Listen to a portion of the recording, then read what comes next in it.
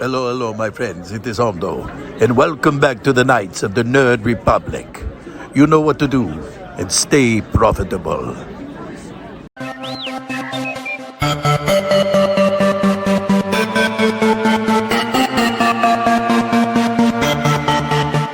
The Nerd Academy podcast is released weekly at 12 p.m. Eastern Standard Time, available on our website at www.thenerdacademypodcast.com and wherever you listen to podcasts. You can find the Nerd Academy podcast on Facebook, Twitter, Instagram, and YouTube. You can also help support the show by going to patreon.com/The Nerd Academy podcast, where every donation allows us to bring you more exciting content every week.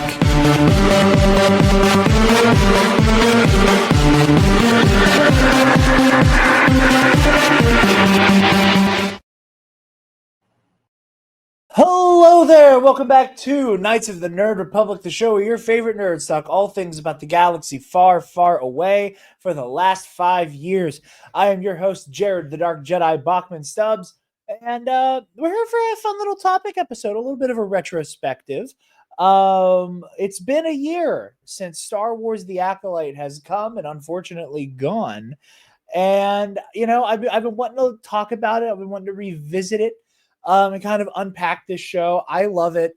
I've said before, I think it kind of sits very comfortably in a two-way tie for second place for my favorite Star Wars shows. And I'm really excited to, like I said, look back and kind of unpack how we're feeling 1 year later, 1 year removed from the discourse, 1 year removed from this amazing story that I think is just really thematically rich. And is in many ways, upon rewatch, really does stick out to me as a love letter to the prequel trilogy, although some fanboys won't see it that way. But I am here with the ultimate annoying fanboy repellent, one of the brightest people in the space, somebody who I did not realize I had not had on the show until they pointed it out to me. It is our dear friend Andi, a one-hat town. Hello. Thanks for having me on. Hell yeah. Glad to have you on. Before we jump in, since this is your first time on, pluggables where people can find you on the interwebs off rip, because you haven't been on it as much, so I haven't had a chance to shill for you as much. So before we jump in, please, where can the people find you? So that's my @ everywhere, at a one hat town. I'm on Blue Sky, I'm on Instagram. If you want to listen to my podcast, it's called Genders, Queers, and Buccaneers. We look at pirate media through a very political and very queer lens. We're currently covering the show Black Sails, which is hands down my favorite TV show of all time. And we've also been looking at Treasure Island, different versions of that, because it is very relevant to the show Black Sails. And then I guest on a ton of shows. I'm on Casterly Talk a lot. I'm on Bombad every so often when I can sneak in. I'm on In a Galaxy Trivia, Epic Confrontations. So, you know, I'm around. I'm out there. I know. I tell Eli every time he will call me in the dead of night and be like, hey, he'll bounce ideas off of me. And every time. Are they about how to fuck me? Can I cuss here? Yes, you can. You can Okay. very much cuss. And don't worry, it's about how he can fuck both of us. But I every time it's like I always say the same few things of like, okay, but when are you booking me against Andi? When are you booking me against Jerry? And like, and granted, you guys are a team, so Sure. like the package deal is right there. But I keep saying, I was like, Andy's the only one who's as fiery as I am, man. I was like, they're the only ones cutting promos like I do. You know, I was like, I need to get in the ring with Andi. And every time he's like, yeah, I'm getting there. I'm like, yeah. Book it. Kayfabe aside, I am sometimes nervous about hurting Eli's feelings. I'm like, buddy, like you asked me to do Star Wars trivia, like wrestling style. Like, of course I'm gonna be MJF. Like, of course I'm gonna be like, no loss is my fault. Every win was easy. Like, if I do lose, it's your fault. Like for something, like I'm going to do anything in my power to just be the biggest heel in this league, because that's fun. It's fun when the good guys beat me, and if I win, everyone can be mad about it and watch me lose next time. I also knew I wasn't going to be very good at it, so I was like, it's all the better if I lose and I'm an asshole, because then maybe they'll bring me back again. But it's good. It's good times over there. Oh, it's great, and not to speak for Eli. I know he can handle a lot. It is kind of an open secret that I got a little pissed off. Fully out of kayfabe, it was very much a shoot. To keep using our wrestling jargon, that I was very angry about how the last hyperspace went and how I got eliminated. And that I may or may not have thrown a mild temper tantrum, and that there were some people going, "Hey, buddy, heads up, Jared's like actually mad."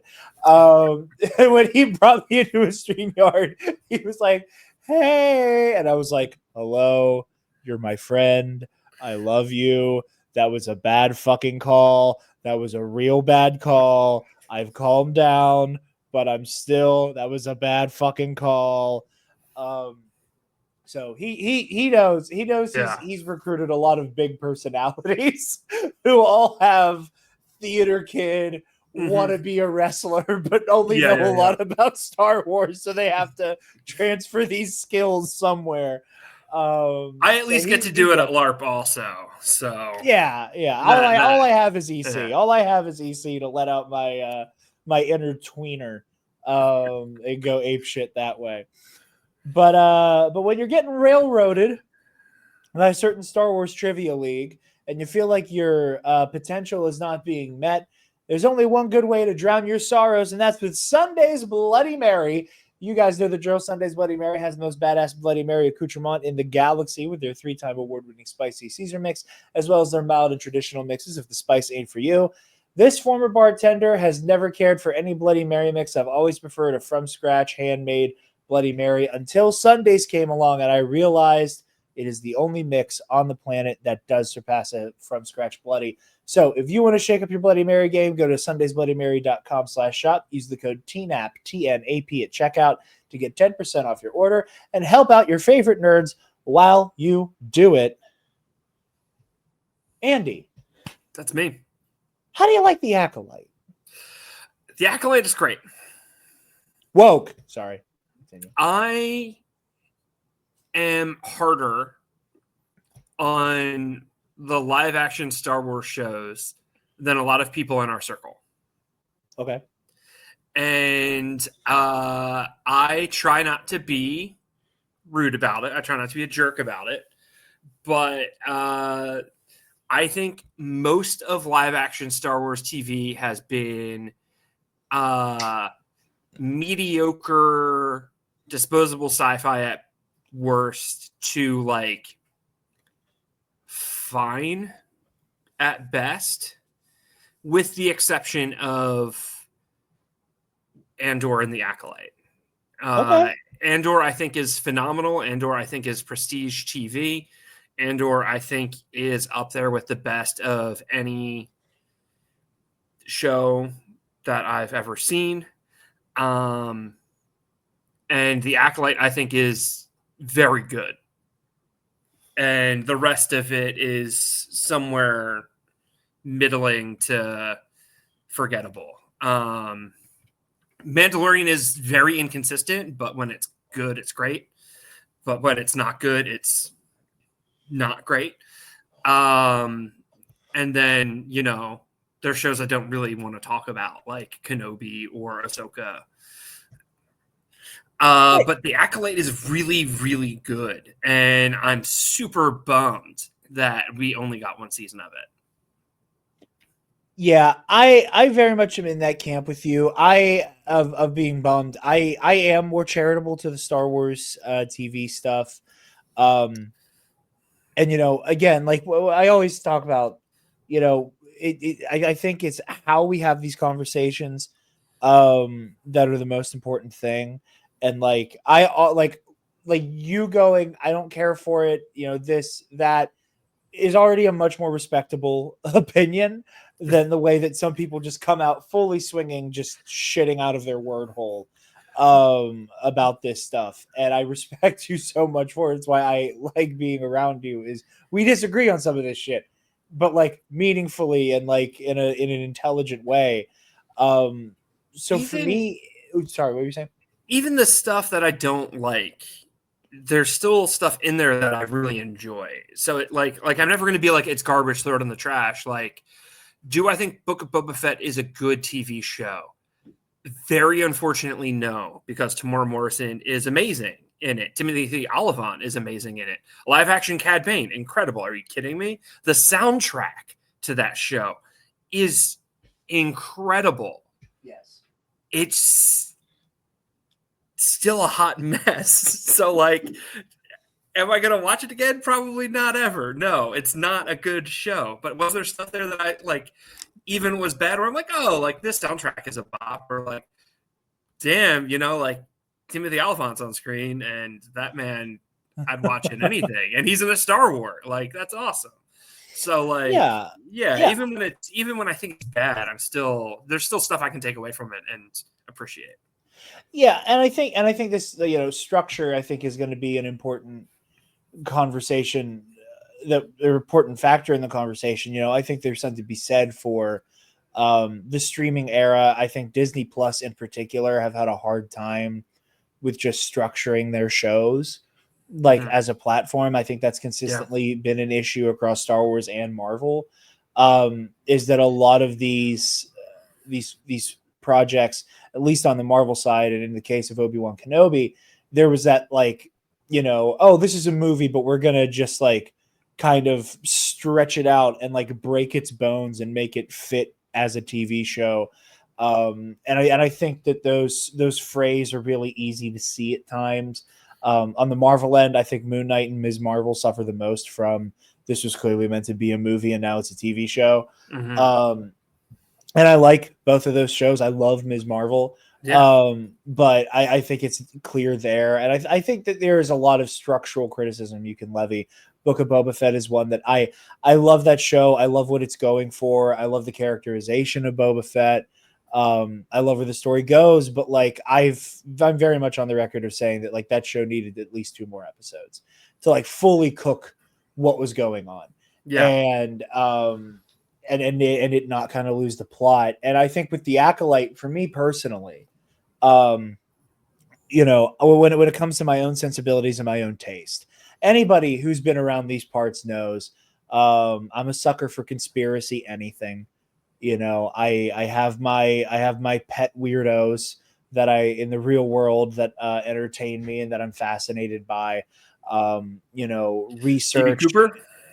No, stuff like Alex Jones, unfortunately. I mean, yeah, he's a whack.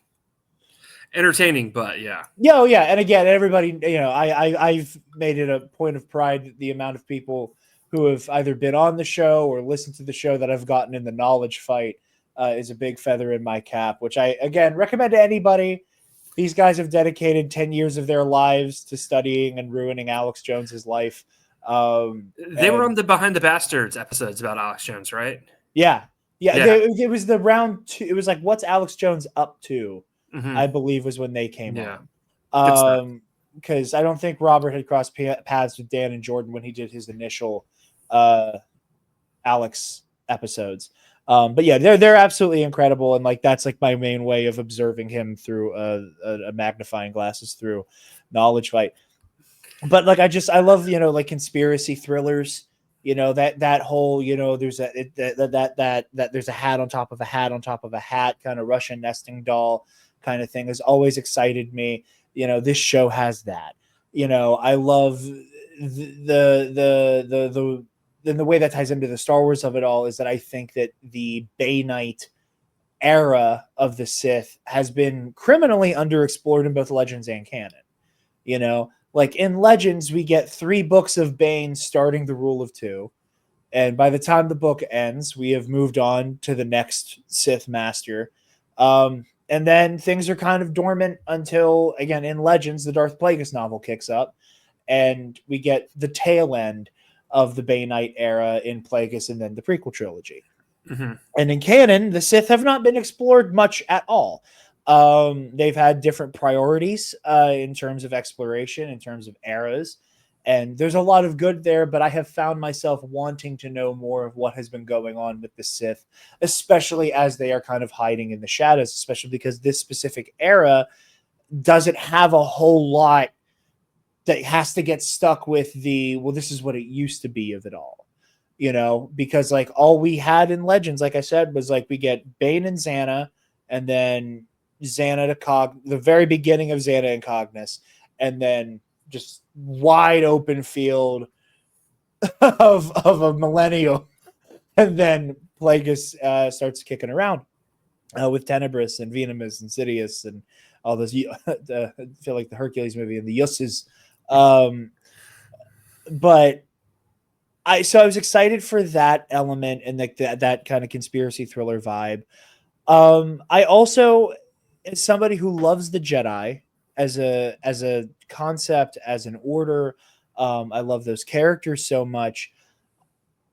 I love the media that decides to give them a very loving critique, and I think the Acolyte does that so well. I think the Acolyte, takes a lot of pages out of the book of The Last Jedi to go, Yeah. Oh, yeah. This isn't us saying Jedi bad.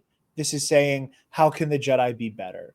This is taking a very charitable look at the Jedi and going, we can see how well-meaning they are, but we can also see why the wheels keep falling off of this specific group of people.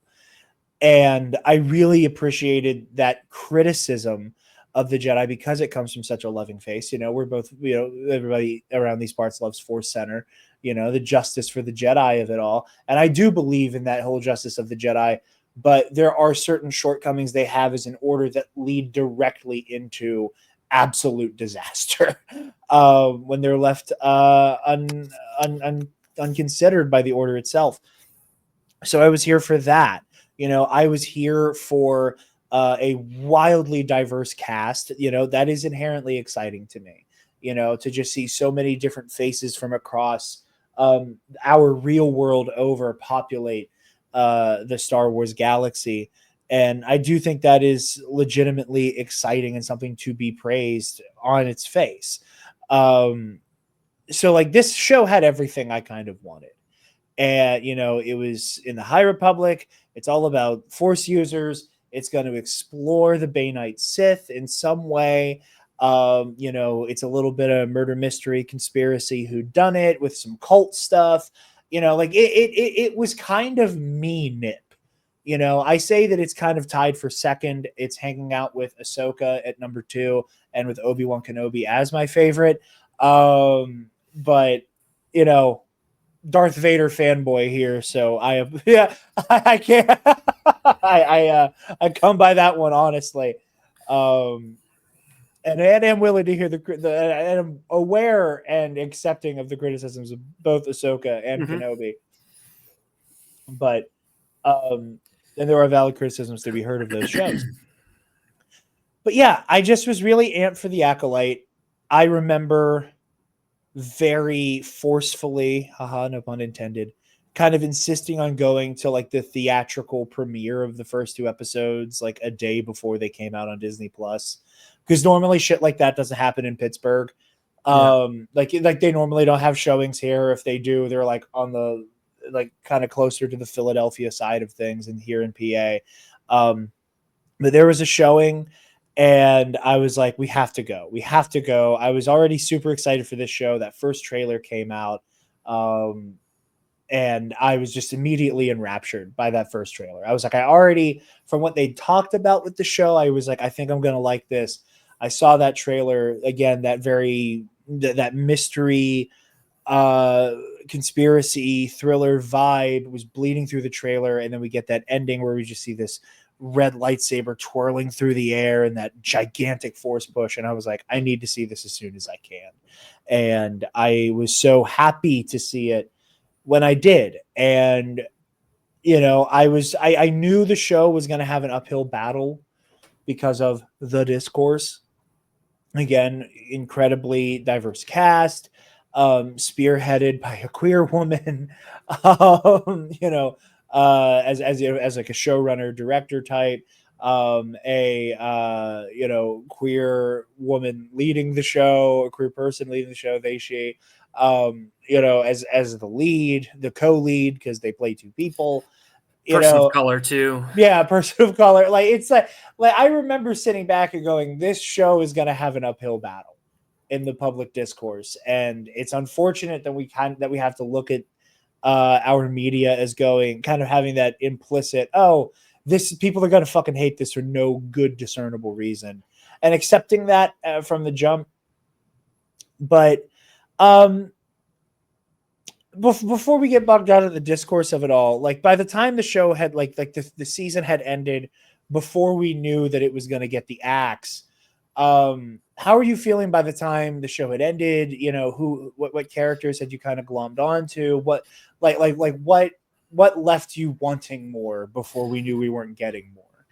So I brought up my critique of live action Star Wars TV to let the audience know that I am not just someone who loves everything. I'm not just someone who sees Star Wars and goes, this is great no matter what. I have my issues with certain Star Wars stories, and I try not to focus on them. I try and focus on stuff I like. I also am not like a High Republic fan. I haven't read any of it. I haven't played Jedi Survivor yet. So like my only interaction with the High Republic has been through the Acolyte so far. And like, yeah, I thought it was a really good show. There were definitely things that I thought like prevented it from being a perfect season of TV. I think very few shows have a perfect season, their first season. There's The Terror, there's Game of Thrones, there's Fargo, there's Interview with a Vampire, Arcane, and like that's off the top of my head, where like perfect first season, nailed it. But I think most shows are trying to get their footing in season 1, and season 2 is kind of where they hit their stride. So I think it's a really shame that this was a really good first season and it didn't get the investment it needed to like really hit its stride. But I thought Soul was a phenomenal, tragic character. I mean, like basically Shakespearean Yes. in his arc. I thought The Stranger was remarkably compelling. I loved the playing the fool early on and basically casting, where if you've seen The Good Place, you're like, oh, this is a great character to play, kind of a bumbling shitheel, kind of an idiot, kind of scummy, and then it's like, nah. I loved Jackie. And Yord. I thought the two of them were a phenomenal set of supporting characters, and I really liked Osha. I don't think we needed May. Interesting. Like I don't think I needed the twin aspect, which is crazy to say because it's so central to the story. But the twin aspect, I think, was a little overplayed. Like they're constantly connecting and disconnecting and reconnecting throughout the show. And I hate when characters lose their memories. because it like tosses the development of that character in the garbage. And so like May got all this development this season, and then it ends with her memory being wiped. And it's like, okay, well, this kind of feels pointless for her to have been here at all then. Now, maybe I'd feel differently about that if we were getting a season 2, but on the rewatch kind of thing, I was like, what is even the point of her if like it's going to end with her getting her mind wiped? But like, even just the pitch of like, this is a show about a serial killer taking out a hit list of Jedi. That sounds dope. Yeah. Like, I think that is one of the first words of the first trailer is someone is killing Jedi. And it's like, okay, I'm in. There's a very famous Thor run. I want to say it's by Jason Aaron, where Gore the God Butcher. Yeah. The first 2 arcs of that is him going around assassinating gods from different pantheons. And it's like, a serial killer is scary. A serial killer who only kills gods, that is the stuff of nightmares. Yeah. And like the idea of a serial killer who kills Jedi, that's metal as hell. Yeah. Yeah, and because that on its own already has such a very distinct vibe, because we've had like plenty of people who have like made it their whole thing. It's like, oh, like I can consistently, confidently kill Jedi. We've had that with Cad Bane, Grievous, but like with them, it's that like, oh, like this is my profession. Where with the Acolyte, it's like, oh no, like this is deeply personal. I want to make there be less of these fucking people. With Cad Bane, it's always business. Yeah. And with Grievous, it's like Battlefield. It's an active war. It's 2 sides are clashing, and he's the generals, whatever. But like, this is a time of peace. The Jedi are at their height, and someone is going around picking really interesting. And that introduction, that like first fight, is great. And I think what like the aesthetic of this show, really leaning into the kung fu movie aspect, the martial arts of the fight scenes, and it is very much leaning on the tradition of Nick Gillard, but also incorporating some Crouching Tiger, Hidden Dragon martial arts. 100%. Man, like it's really fucking cool.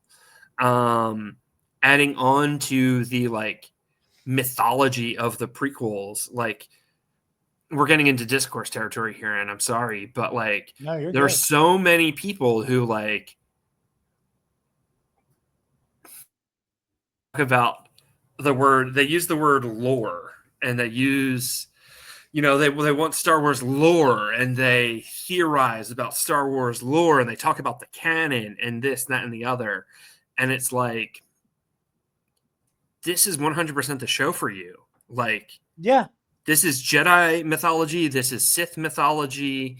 This is prequel era fight scenes. The best fight scenes, I would argue, since the prequels. Like, if your thing is like lightsaber duels, like these are better lightsaber duels than what we got in the sequel trilogy. And I love the sequel trilogy. So like, that's not shade on the sequel trilogy, but like, if your thing is like watching lightsaber fights on YouTube, like this is that. Like, that fight scene in the forest is next level. So if you're telling me that this show isn't for you and this show sucks, when I know that the shit you like is the lore, is the mythology, is the canon, is the Force stuff, is the weird Force stuff, is the Clone Wars era Force stuff, like, it is only based on identity politics that you are not into this show, then, because the acting is good, the sets are great, the costumes are great, the fight scenes are great. All of this is checking like boxes for like competently made TV and storytelling with a subject matter you claim to love, and you're telling me that the show is garbage and you hate it. That doesn't check out. I am so glad you brought that up, because that has been one of my main sticking points, is that, the fandom menace adjacent, there's a very specific kind of archetype of Star Wars fan who holds on to the prequels like they are God's gift to nerds, worships the dark side characters in a not in like a, oh, like you're a weirdo way, but in a like, I'm here for the power scaling and I'm here for the lore, not necessarily the story. And Sidious is OP, Grievous, of Darth Maul. Like it's all about the power scaling and feats and all of this, and we love the lore. Even though people would be like, oh yeah, dude, Darth Nihilus is the most powerful Sith Lord of all time, and it's like, yeah, like a shittily researched TikTok with AI art of Darth Nihilus told you Nihilus's feats, and you're fully making shit up on the fly. Like you said, this obsession with canon and lore, and this desire for there to be incredibly action-packed, dark side focused, violent Star Wars. This is it. You said it, and this is something I've held on to so tightly for so long, is like, y'all have been describing the Acolyte as like the ideal thing you want. Oh, I want the Old Republic. Well, canon doesn't really have an Old Republic, so you'll have to settle for the High Republic. But like this is everything people have been saying they wanted. But as you said, because of the identity politics of it all, people just threw it back. They were angry that it was a black woman, and a black man, and a lot of women, and 2 Asian men, who like, they're like, what the fuck is this? Like, this isn't my Keanu Reeves Revan. Just spitting it back out at Lucasfilm and at other fans who could actually appreciate what this was. And I'm so glad you attacked it from that angle. Yeah, because not enough people like understand the inherent hypocrisy of this. And if you bounce off a show for any reason, sure, like there are shows that on paper it looks like something I would really enjoy, and I sit down to watch it, and it's, for whatever reason, it's not for me. That's fine. But this felt particularly disingenuous from that side of the fandom when they have constantly been begging for a show just like this.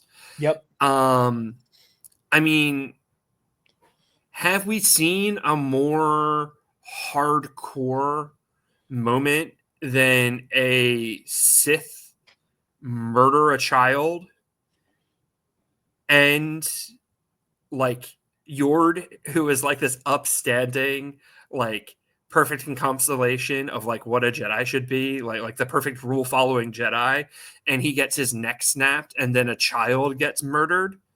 Like, have we seen a more brutal calling said child scene? It immediately after killing that child? Yeah. Becky, what was that its name? Like, good God. Like, and there's the extra sweaty element of like the Kurtosis armor, like it is, which like, is this like show is so Legends canon shit. Like that is this show Legends, is so fucking Legends. Yeah, the Kurtosis of it all is. I was so stoked. I recently reread that Jedi Council comic series where Kurtosis is like a major plot point. And like, yeah, this rule.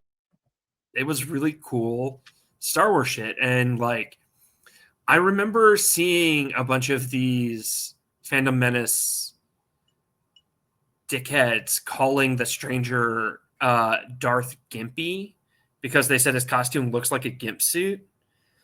And like, first of all, the stranger's helmet is dope. And his costume is sick. He's wearing just like a martial arts gi.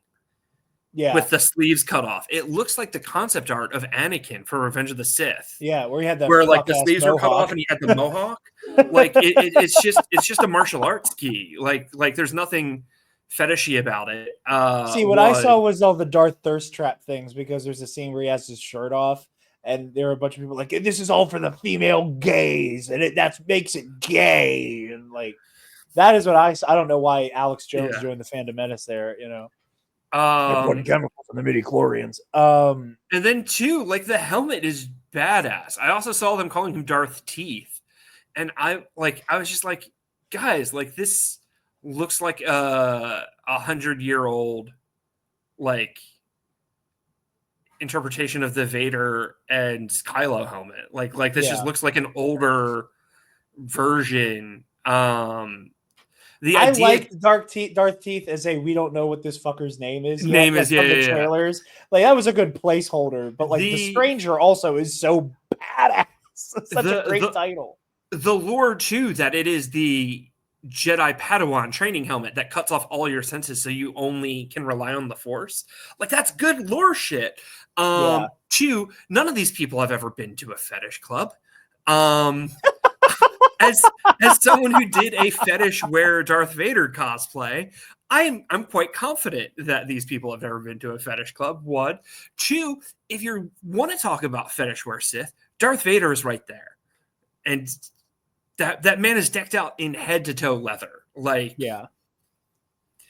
come on, accentuated cod piece. There's with like the mantle too. It's just like, guys, like y'all are Vader fanboys, and you're making fun of the Stranger for being fetish wear when he's literally just wearing like a fucking karate gi, and your like idol is Darth Vader, who is wearing some very specific boots and like a leather unitard.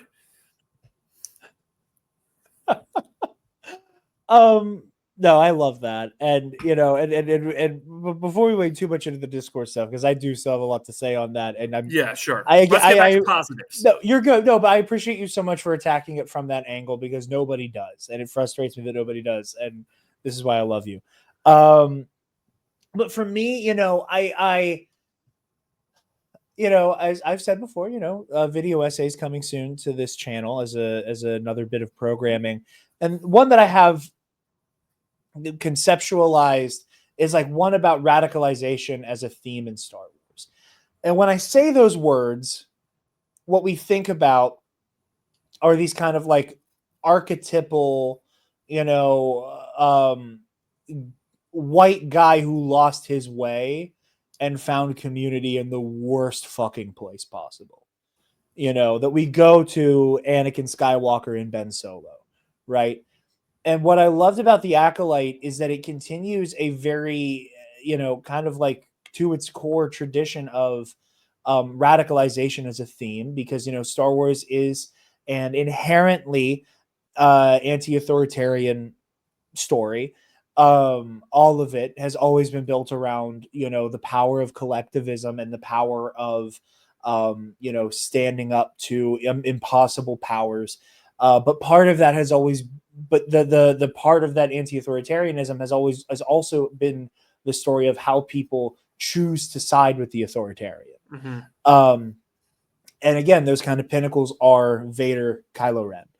And what I loved about this so much is that it focuses on a similar story to Vader and Kylo Ren, but like breaks down the specific part of it that kind of gets overlooked because the thralls of Vader and Kylo Ren are so explicitly fascist coded, right? Mm-hmm. They're so like the Empire is so explicitly like the American Empire and Nazi Germany, and the First Order is incredibly Nazi Germany coded, just goes all in on that coding, while also being alt-right. Yeah, just kind of that generically alt-right. What I love about the Anasaia twins and the Stranger is that, and this applies to Ben and Anakin, but it's so focused on here, is institutional failure. Yeah.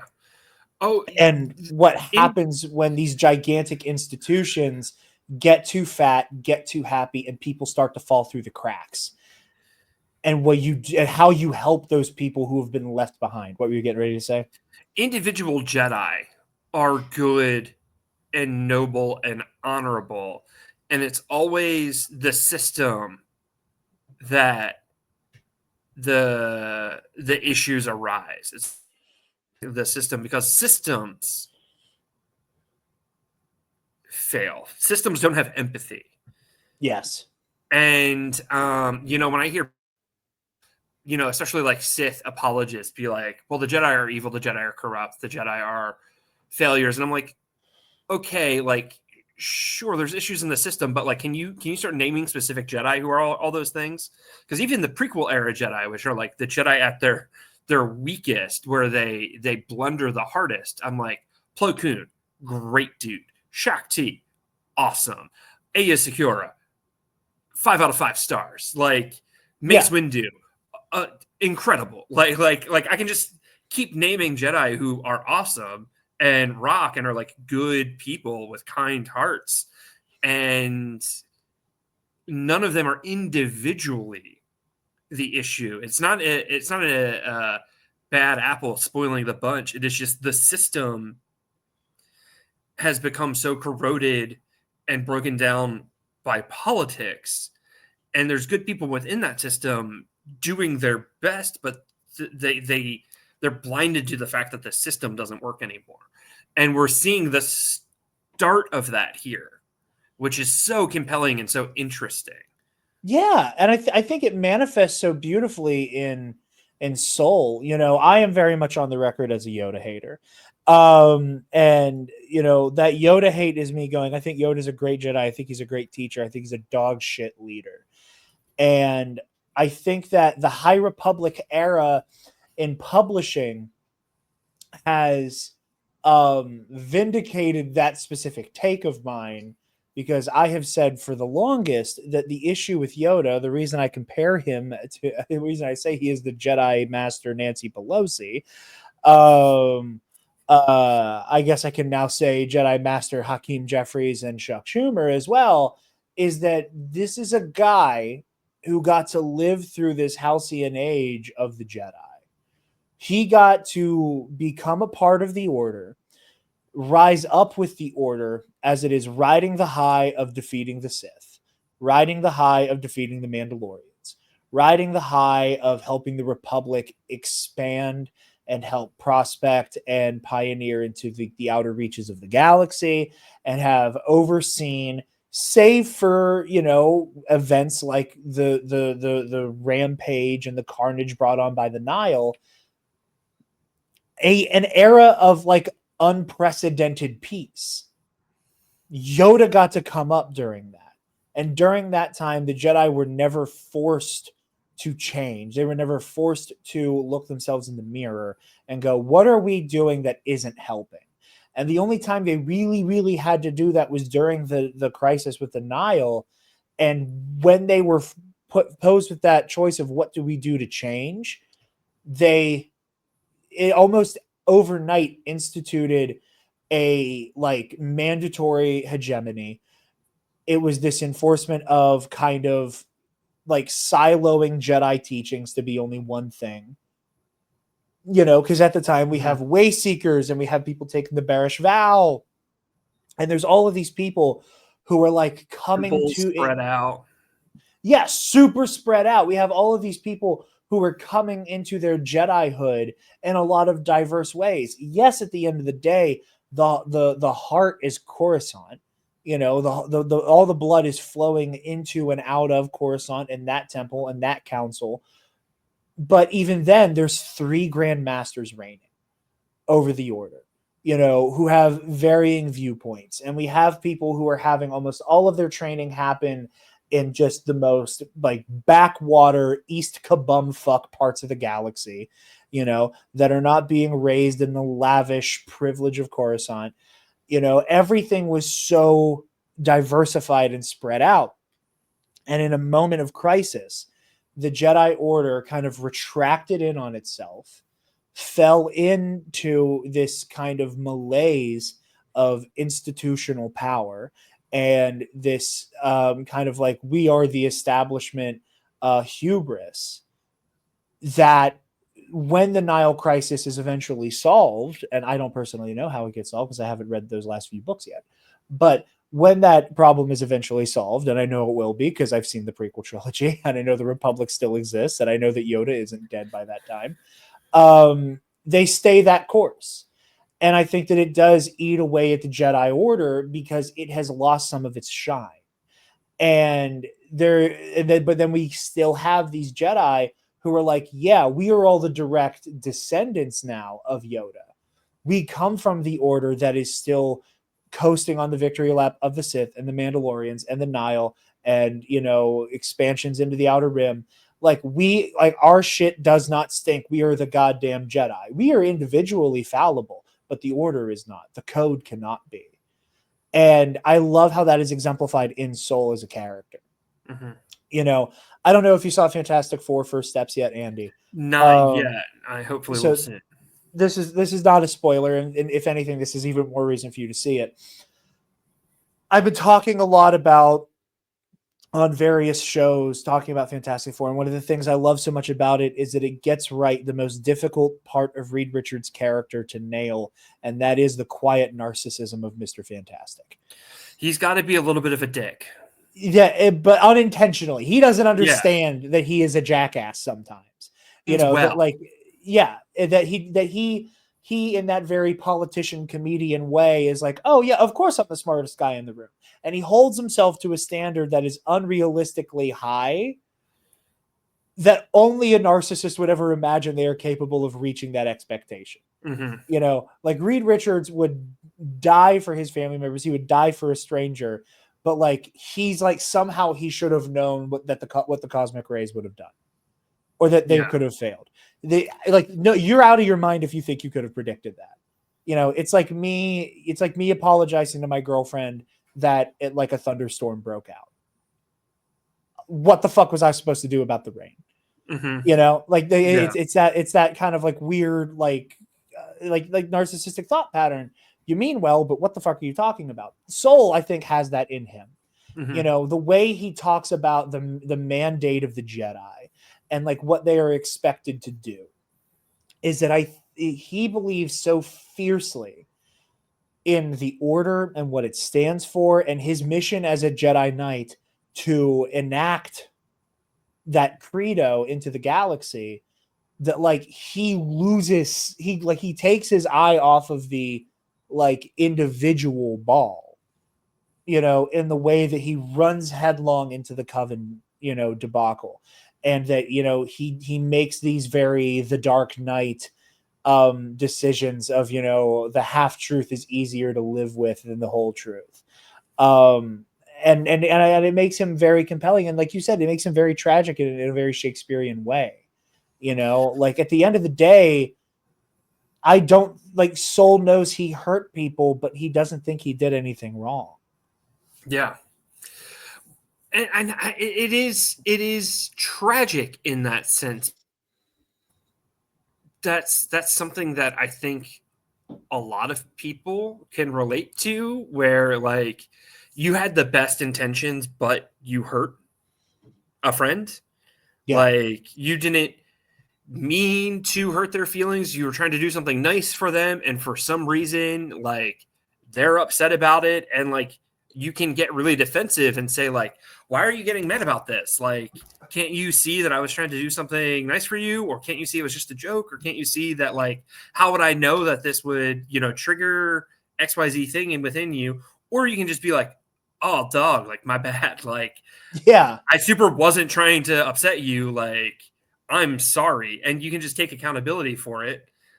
Or you can, like, if you have ever tried to, confront your parents about something as an adult, where it's like, hey, you did this thing while you were raising me, and I guessed as my parent, and you didn't have all the answers. But now that I'm 30, I can like actually realize that it super fucked me up. And I don't know any of my friends' parents who have taken that conversation well. Every single one of them has gotten crazy defensive because I think it is a very human trait as a parent to be like, well, I can't own that, you know? Yeah. And like Saul is Osha's dad, like in a lot of ways. 100%. A master and apprentice relationship is very, very parental. And Osha being like, hey, it's actually kind of fucked up how you murdered my whole lesbian witch commune. And Saul is like, yeah, but they were like witches. Like, we didn't mean to. It just got out of hand. You know, like Saul does not own it once. And it's a very common, relatable conversation, but blown up to 11 with space fantasy. And Oh yeah. it's really, really compelling. And that's something I really do love about this show. You know, like Andor gets all the praise in the world for being the morally ambiguous you know, like masterpiece. And you know, I love it. I have to say it like at least once a week. I love Andor. I think it's really good. I hate the way some fans talk about it and use it to bash genre fiction. But like I love the fact that with the Acolyte, there's never a clear right or wrong with what went down on Brendok. Like the show makes, I think, a lot of brave decisions to be like, for every point the Jedi are making, the witches are equally valid. And for every time the Jedi fuck up, so do the witches. You know, like I like with the like with Soul killing Mother Anastasia, like I love how like it like that how messy that situation is, because I can't help but look through Soul's eyes in that moment where it's like again like it is the ubiquity of the like the Jedi, like, you know, monopoly on the Force, right? That like other manifestations of the Force feel so fucking foreign that like, you know, that like that is a shortcoming of the Jedi. But in that moment when Soul is watching Mother Anastasia turn into a smoke monster and is watching a child start to like disintegrate from reality, he makes a split second choice. And it wasn't the right one. But like I also like have that moment where I look back on myself and I'm like, I don't know how I would react if I am a space wizard and my whole life has been spent teaching me about how there's a right and a wrong way to use the Force, and I'm already kind of freaked out by how these witches are like marking the children and shit. And you know, maybe that's kind of backwards thinking on my part, but I don't have time to think about that because she's a fucking smoke monster right now.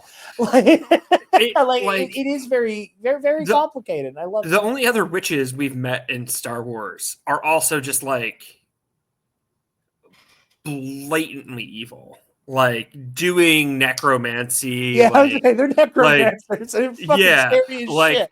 Like they have like gendered based slavery where all of the men are like second class citizens. Like it's like old school D&D drow shit is like the Night Sisters.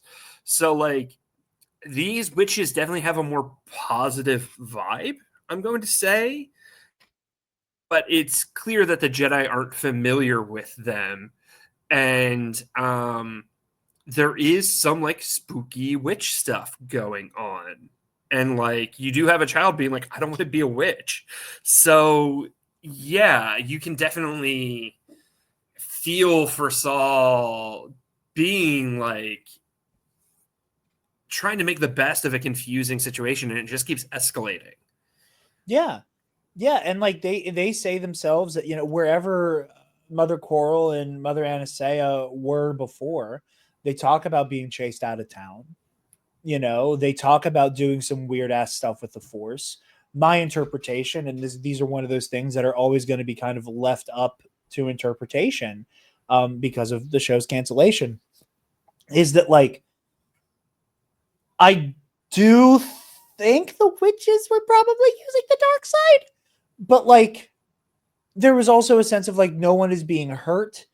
I do think like, and I don't want this to come across as like me wiping the Jedi's hands clean, because I don't think that's the case. The reason why I love this show, the reason why I love this conceit within the plot is because it's messy as hell.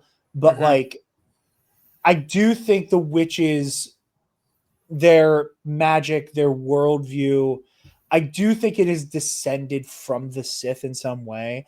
I think that's what the show is obviously angling towards, as like they were either they were infiltrated or they were one of those many force groups that the Sith kind of had their fingers in and they had no way of knowing, just based around like the emphasis on the power of two. It's something that the stranger invokes that feels very, hearkening to the rule of two. Like, and again, like, but again, the witches, they had the best intentions in mind for these children. Mother Coral is one of those prime examples, and we see it all the time, of like somebody who was in some way like an oppressed class. Again, they were run out of town, their lives were threatened, they had to flee to Brendock, and they're making the best out of a bad situation of them just kind of being in hiding. Mother Coral is incredibly territorial. It is incredibly aggressive. It is incredibly like shoot first, ask questions later. And she comes by that honestly. That's not a critique of her. That's not me saying she's necessarily in the wrong. But there's like, it just makes the situation so beautifully messy that, then the Jedi are so convinced of their right to be there. It does not take, like, Indara backpedals a lot. Because she comes in hot with that, like, well, you do know it is kind of a Republic law that the Jedi get first pick of Force-sensitive children. She busts that out quick. And then she tries to roll her shit back throughout their time on Brendock. But we have a right to test your children. It's like...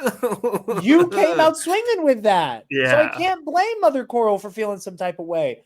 But also, Mother Coral picked up that not a gaffy stick quick as hell. She was ready to smack that blonde twink real hard. Yeah,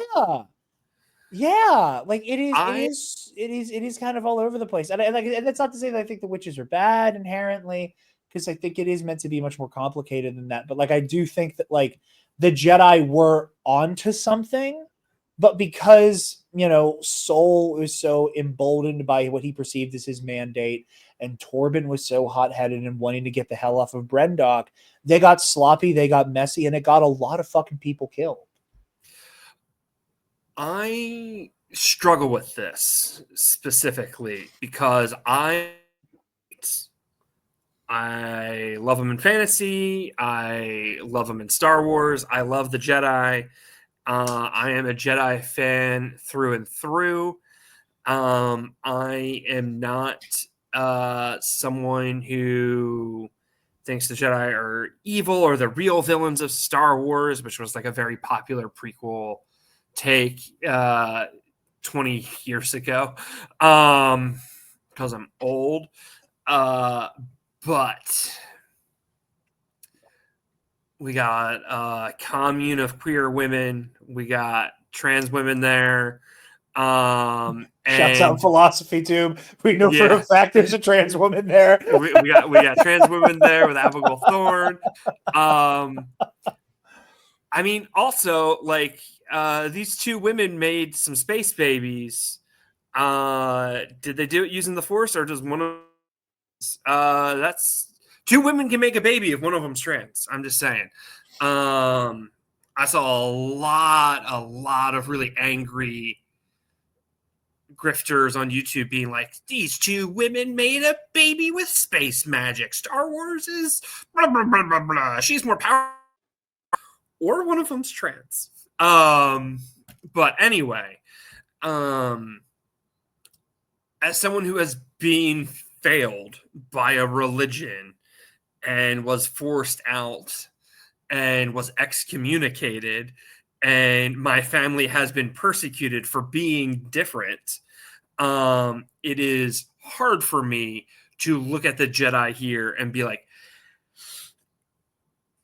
yeah, it's the witches are kind of making some points. Like, it's tough because I love the Jedi, but very hard for me to not cringe a lot at this. And I think we're meant to. Like, I think that is the point here, that it is not just good guys show up, defeat bad guys, and everyone feels good about it. It is good guys show up with the best of intentions, and they fuck up real bad. And they proceed to step on a dozen rakes. And there could have been a peaceful solution here, and just it wasn't going to happen because the misunderstandings were too great, and there was too much pride, and there was too much ego involved. And like, Jedi shouldn't have pride. Jedi shouldn't have ego. They shouldn't. And it's really powerful. It's really compelling. And it wasn't any easier on my second watch through. It was cringing the whole time of like, God, I love the Jedi, but I really feel like they're messing up here. Something fierce. And I do want to piggyback on that, because I do agree with you, and like, again, like I say what I say about the witches. Like, part of that is a defensiveness, because I saw a lot of like bad faith, like, not even like the traditional like grifter, like guy with a chin strap and like ugly sunglasses in his car, people doing this, but like, things that have been kind of accepted as like the nerd intelligentsia, doing the whole the Jedi are the bad guys. Actually, Soul is like a child trafficker ass takes that I think I are just saw dog so shit. much of that too, and it made me so mad. And like, I say a lot of that because my thing with like, I don't want to put the onus on the witches. Like I say, like, I do think they're using the dark side. I do think they're an offshoot of the Sith in some way. I don't think that's their fault. I think that this is probably a group of people who like had to fly from their homes, and opportunistic dark lords of the Sith maybe started like putting their fingers in pots and being like, hey, we're trying to figure out how to manipulate midi-chlorians. Would you like to be one of our crash jets dummies with this? And we can help you out. Like, I think there's something there in that way that I don't think should like damn the witches. That said, I agree with you. Because the Jedi are the fucking Jedi, there is an expectation that it does not matter how quickly Mother Coral picks up that not a Gadurfi. There is an expectation that the Jedi go, oh, whoa. We hold on, and de-escalate. Like, that is an expectation on their part. That something be done there, and it's part of why, going back to she turned into a fucking smoke monster. What was I supposed to do with it all? Yeah, for sure. That it's like that again. The Jedi should have been able to de-escalate the situation before it turned into, I need to teleport myself and my child out of the room. And unfortunately, my way of teleporting is a terrifying smoke monster. Had Soul and Torben not gone off half-cocked, Kelnaka and Indara could have been right there with them to like ease the situation. Not that I want to, in the lowercase f, not that I want to say the Jedi should be able to coast off the implicit use of force, but like, I think Kelnaka's just being there while tensions are high and we're trying to talk it out, having to look at the Wookiee Jedi who's already in the room and locked in, has a chilling effect on how quickly we want to start swinging gaffy sticks. Like, there's a lot of ways this situation could have been quelled, but like you said, Soul's pride and Torben's impatience lead to the situation going off the fucking rails. And that like you, again, like, I agree, there's a higher I have a higher expectation of the Jedi than I do of a group of witches who are already on the run.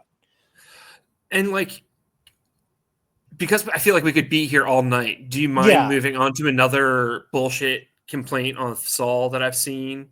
Which sure. is, yeah. I just like talking about this specific element of the show because I think it's so rich. Like, we could do 3 hours on the Brendock debacle. we can have a council and try and assign. We can try Saul and Indara for their crimes, and see if they're innocent or not.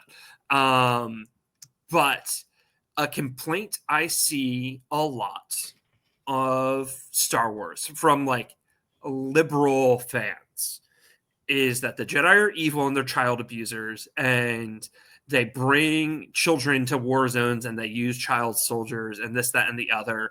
And look at how Ahsoka was raised, whatever. You see it with specifically DC Comics a lot because child sidekicks are a thing in DC. And I'm like, you people are so dumb, because the reason why characters like Ahsoka are running around the battlefield in the Clone Wars, the reason why Batman has 6. The reason why Green Arrow is bringing Speedy along is because this is child baby stories for children, and children like to see themselves in the story. Like, that is why. And I'm not saying that to insult people who enjoy it as an adult. I love the Clone Wars. I love the Bad Batch. I love Rebels. Kanan and Hera are not enlisting child soldiers to the rebellion by having Sabine and Ezra there. Sabine and Ezra are there for kids, and they want to see kids in the story. Like, Yeah.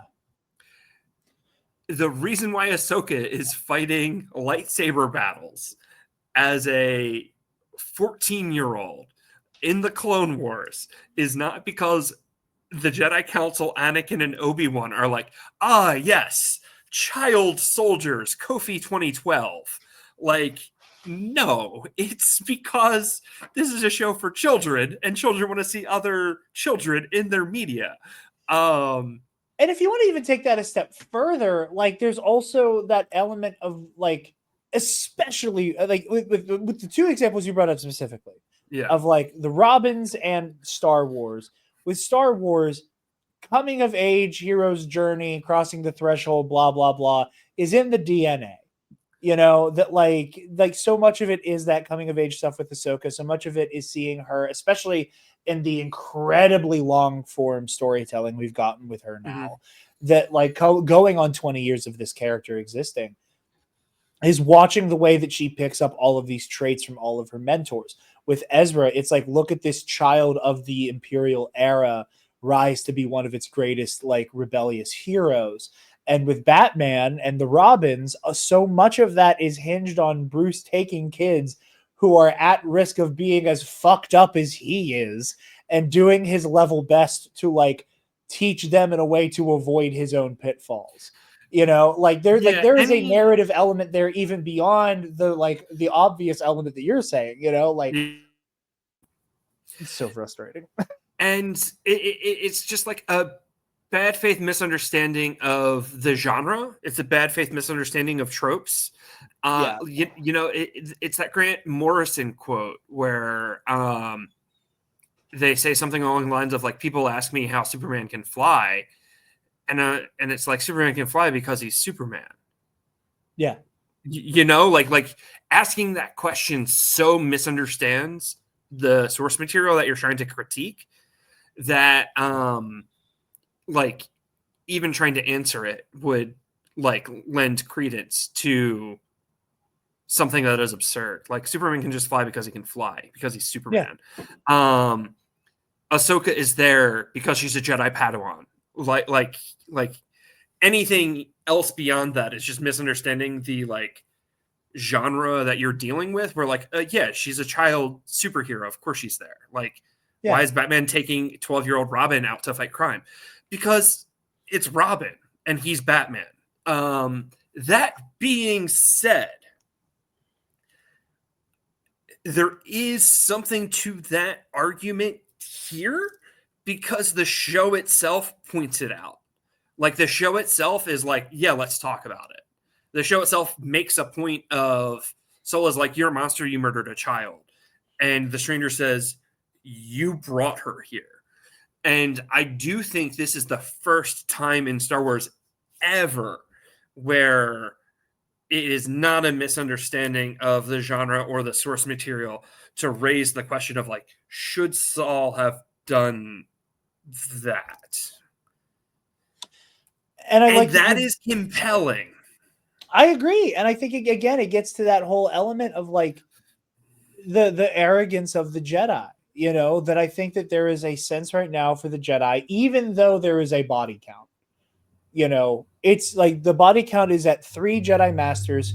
They don't know about the 3rd yet, but 2 have already died. But as an order, they still feel invincible. You know, that is one of the ultimate follies of the Jedi. You know, that they kind of feel invincible. They feel untouchable. Yeah. That at no moment did Soul go, damn, like May and whoever the hell she's working with straight iced 2 Jedi. two Jedi Masters. And she is on the hunt for the Wookiee. She thinks she can take the Wookiee. And even if she thinks she can take the Wookiee, whoever the hell she's working with, maybe this isn't the place for a Padawan.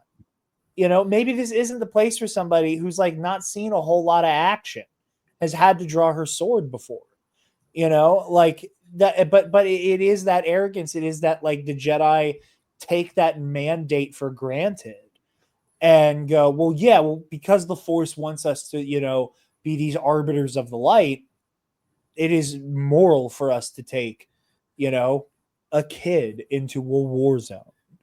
And like bringing up the critique is, I think, compelling.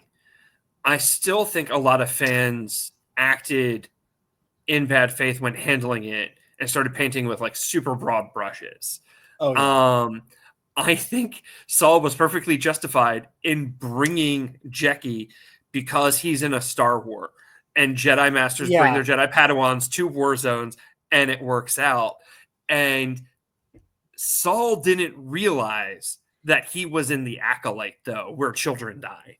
Yeah, he also also like having just watched that episode like a couple hours ago, Soul is also under the impression we're gonna corner May, Osha's gonna talk her down, and if not, there are 7 other Jedi Masters here.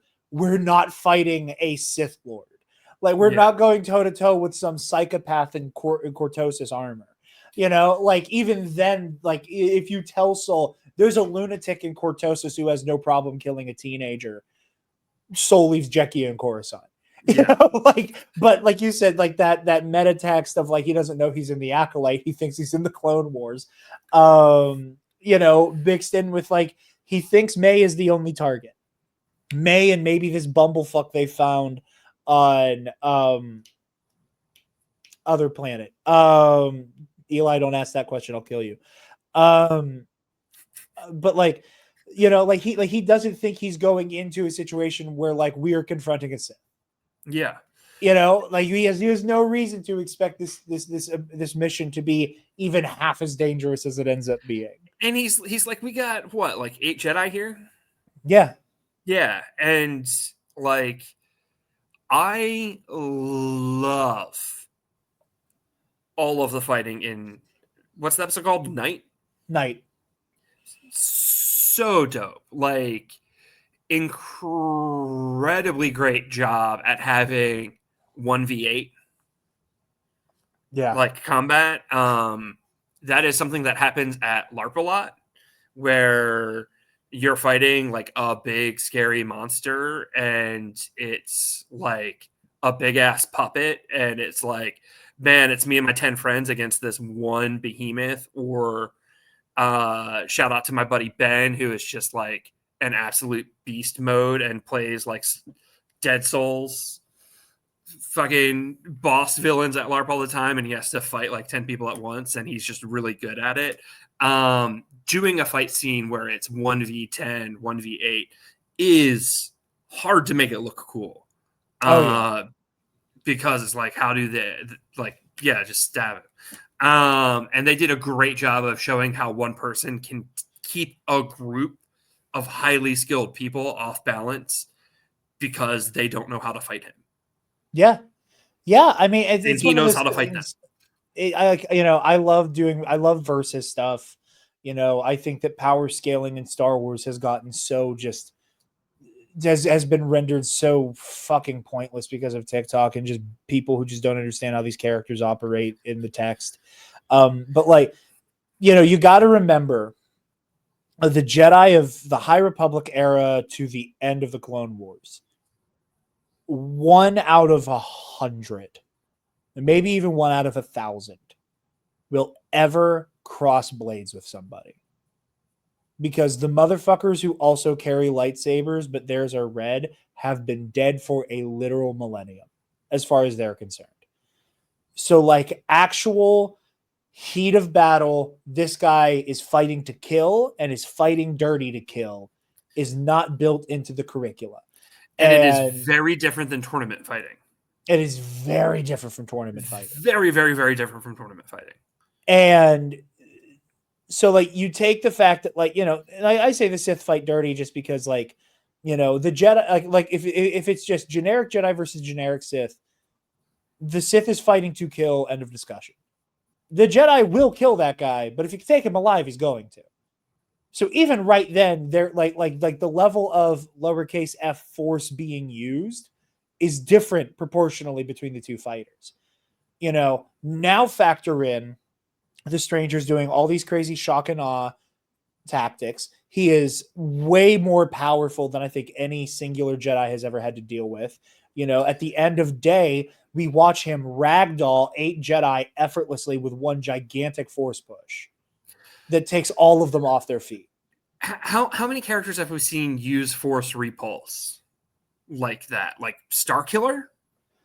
Well, to that effect, I mean, yeah, Starkiller, Savage Opress, while he was like super amped up on rage. It is not an everyday. Ventress does a baby one. It is not an everyday, force push. Yeah, it very is much like the Plagueis novel. Yeah. Rog or Frog or Mog or whatever the hell his name is, Indara's like current Padawan. Whenever they're on Kofar, he's like, "Oh, a bomb went off here." Mm-hmm. And like that happens in the Plagueis novel, where like he finds like the Canted Circle assassin people, and they're like, "Oh yeah, these guys got hit with a thermal detonator. That's why this guy's body is so fucked up." Like that's how much of a wild blast of telekinetic energy he lets off. So already they're off balance from that alone. And like that's to say nothing of the cortosis. That's to say nothing of the scare tactics of the stranger didn't have to impale 2 Jedi onto his blade at once, take it out, and behead them both. He did that to scare anybody else who was still breathing, namely Yord, who he already stabbed in the fucking knee. And like the spirituality of the Force, where one of the first bits of teaching we see a Jedi do to a Padawan is Obi-Wan tell Luke, "Your eyes can deceive you, don't trust them." And that Jedi don't need their eyes to see. Jedi can trust in the Force, and the Force will guide them. And this dude is so locked in that he is fighting blind because he is letting the Force guide his blade, versus 10 Jedi who are starting to fall to the decay of the system of the Jedi, which is getting too tied into politics, which is becoming uniform, which is becoming bloated. We're starting to see the downfall of the Jedi here. And like, they're not trusting the Force in the same way that the stranger is. Like, the dedication to enter a fight blind is a aspect that these Jedi can't relate to. He's more locked in spiritually than they are. Yeah, and I think and that is so interesting because, again, you get into those ways that like the Sith do pervert the teachings of the Jedi, where it's like, in a way, he's seeing more than they can. Well, it's very Daredevil. Lying to everyone. It's very Daredevil. Of course, the Jedi are blind because Saul is lying to them, because Saul feels shame for what he did, so he's covering it up, and that shame is poisoning the mission. Like, this mission was doomed to fail from the start because Saul isn't being honest about the mistakes that were made. Yeah. And so because Saul is not being honest, the Jedi are blind to actually confront the problem in a present way. So, like, of course they're going to lose here because Saul's shame has already defeated them. Yeah. And meanwhile, the stranger can be locked in with his eyes shut because spiritually his mission is like pure. I mean, it's not, it's wrong, but like, he is being honest with himself and his motivations in a way that Saul isn't. He has his own moral clarity that is already compromised on their part, which again is wrong, but it is like consistent. So that's kind of a perfect segue, because I do want to talk about the stranger, because I think like The dark side has never had a better advocate than the fucking stranger, and it's like every time this low down dirty motherfucker opened his mouth, I was punching the air because I was like, oh, this guy gets it, and it's terrifying. We've never really seen a character be seduced by the dark side other than Anakin. I think in a real sense, like Maul already there, Ventress already there, Kylo already there, and so this was, I think, incredibly compelling to see Osha fall for the most understandable reasons.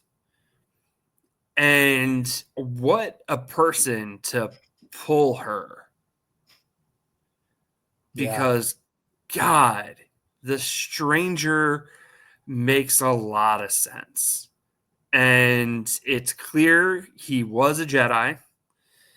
And I have a lot of sympathy for characters who were failed by religious institutions. So again, even though I am hardcore, I love the Jedi.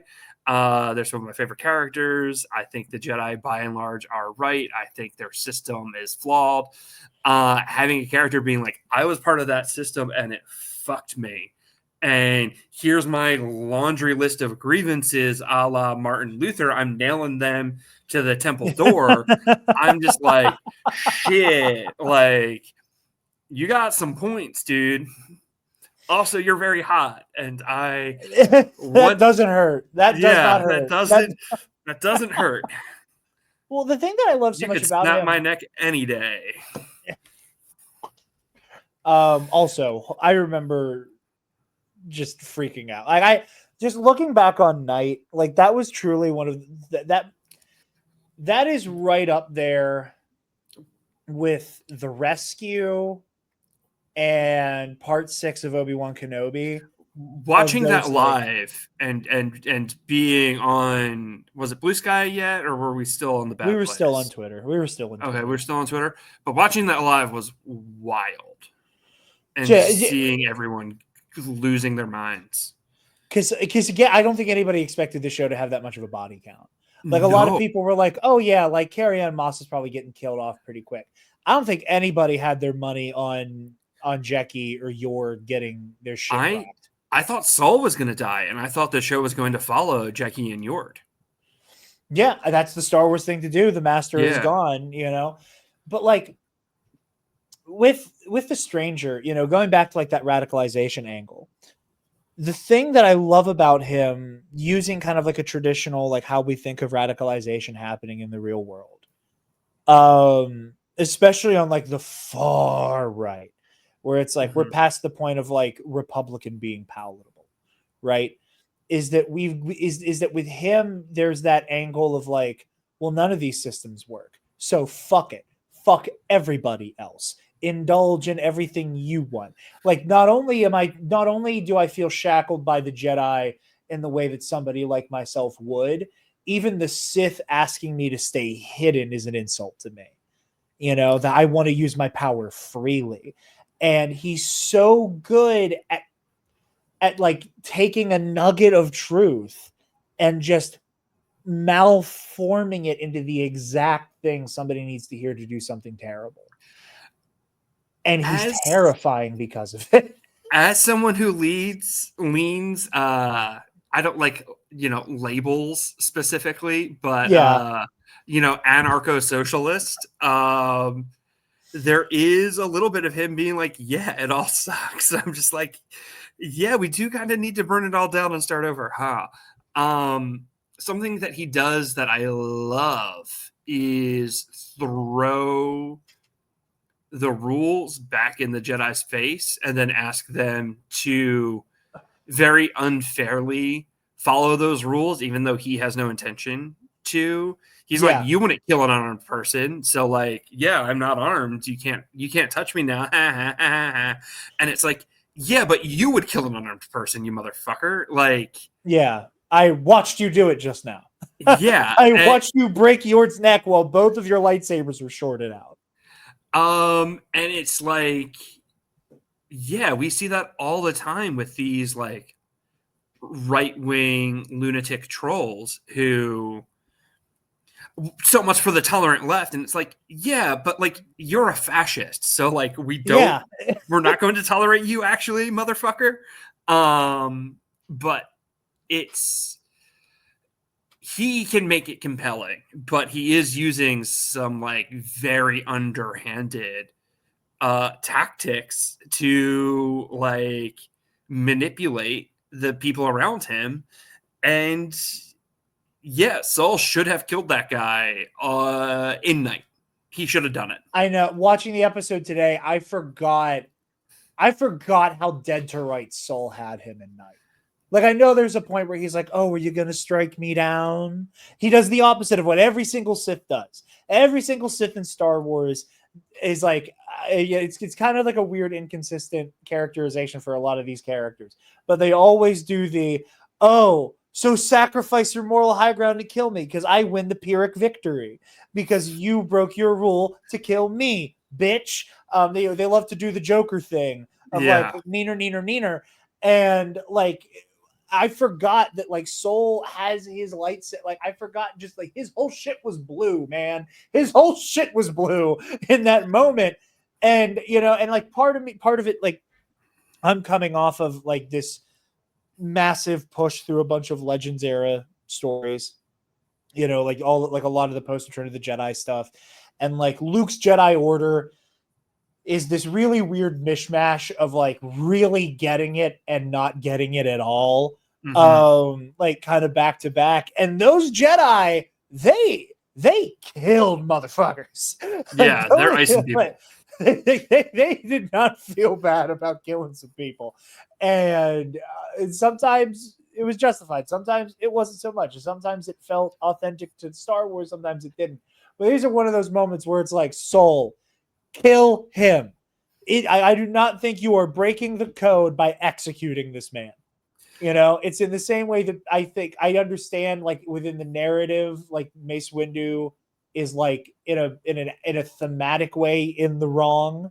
He's thematically in the wrong, trying to kill Sidious while he has him down. And I understand what the story is saying, but like morally, this is not breaking the code. This is not breaking the code at all. Kill him. Like Mace, take the bearish vow if you feel that strongly about it. Ice him now. Run him through. Yeah. And it's like you said, he's like throwing the code back at people. Like he's weaponizing it.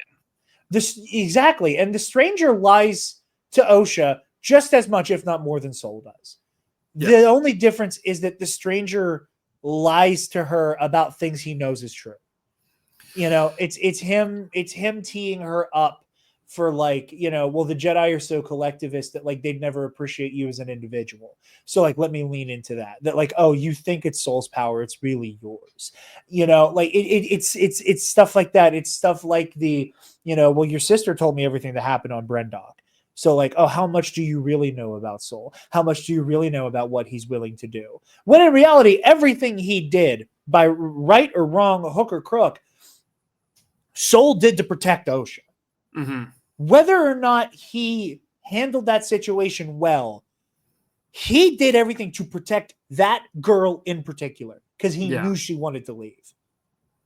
He was cool with leaving May on Brendok because he knew she didn't want to leave. He was going to move heaven and earth for her. But because he did it in a couple unscrupulous ways, the stranger can weaponize that. Like it's like, because again, we watch it happen on this individual level with the Emperor and Anakin Skywalker, where a lot of it is a very personalized, Mace fucking hates you. They never wanted you around because you were 9 years old when you showed up. Like he's able to use these like very individualized things, but the stranger, like he doesn't fall on like the personal knowledge he has as much as he could. Like a lot of it is him doing a lot of a really brilliant rhetorical sleight of hand. You know, it's why our friends, you know, Ken and Alden, like, love to call him like the states' right Sith. You know, like, oh, I want to freely use my power. To what end? You know, the right to what? You know, kind of thing. But like rhetorically, he is so slippery, and I love him for it. And then throw in on there, he's one of the best fighters we've ever seen. Helping Osha reconnect with her force abilities too is like huge. Like that's massive. She thought she couldn't use it anymore. She was told it would go away and it would never come back. And yet she has access to it now for the first time ever. Or not first time ever, but first time in years. Yeah. Like that's really, really going to affect her.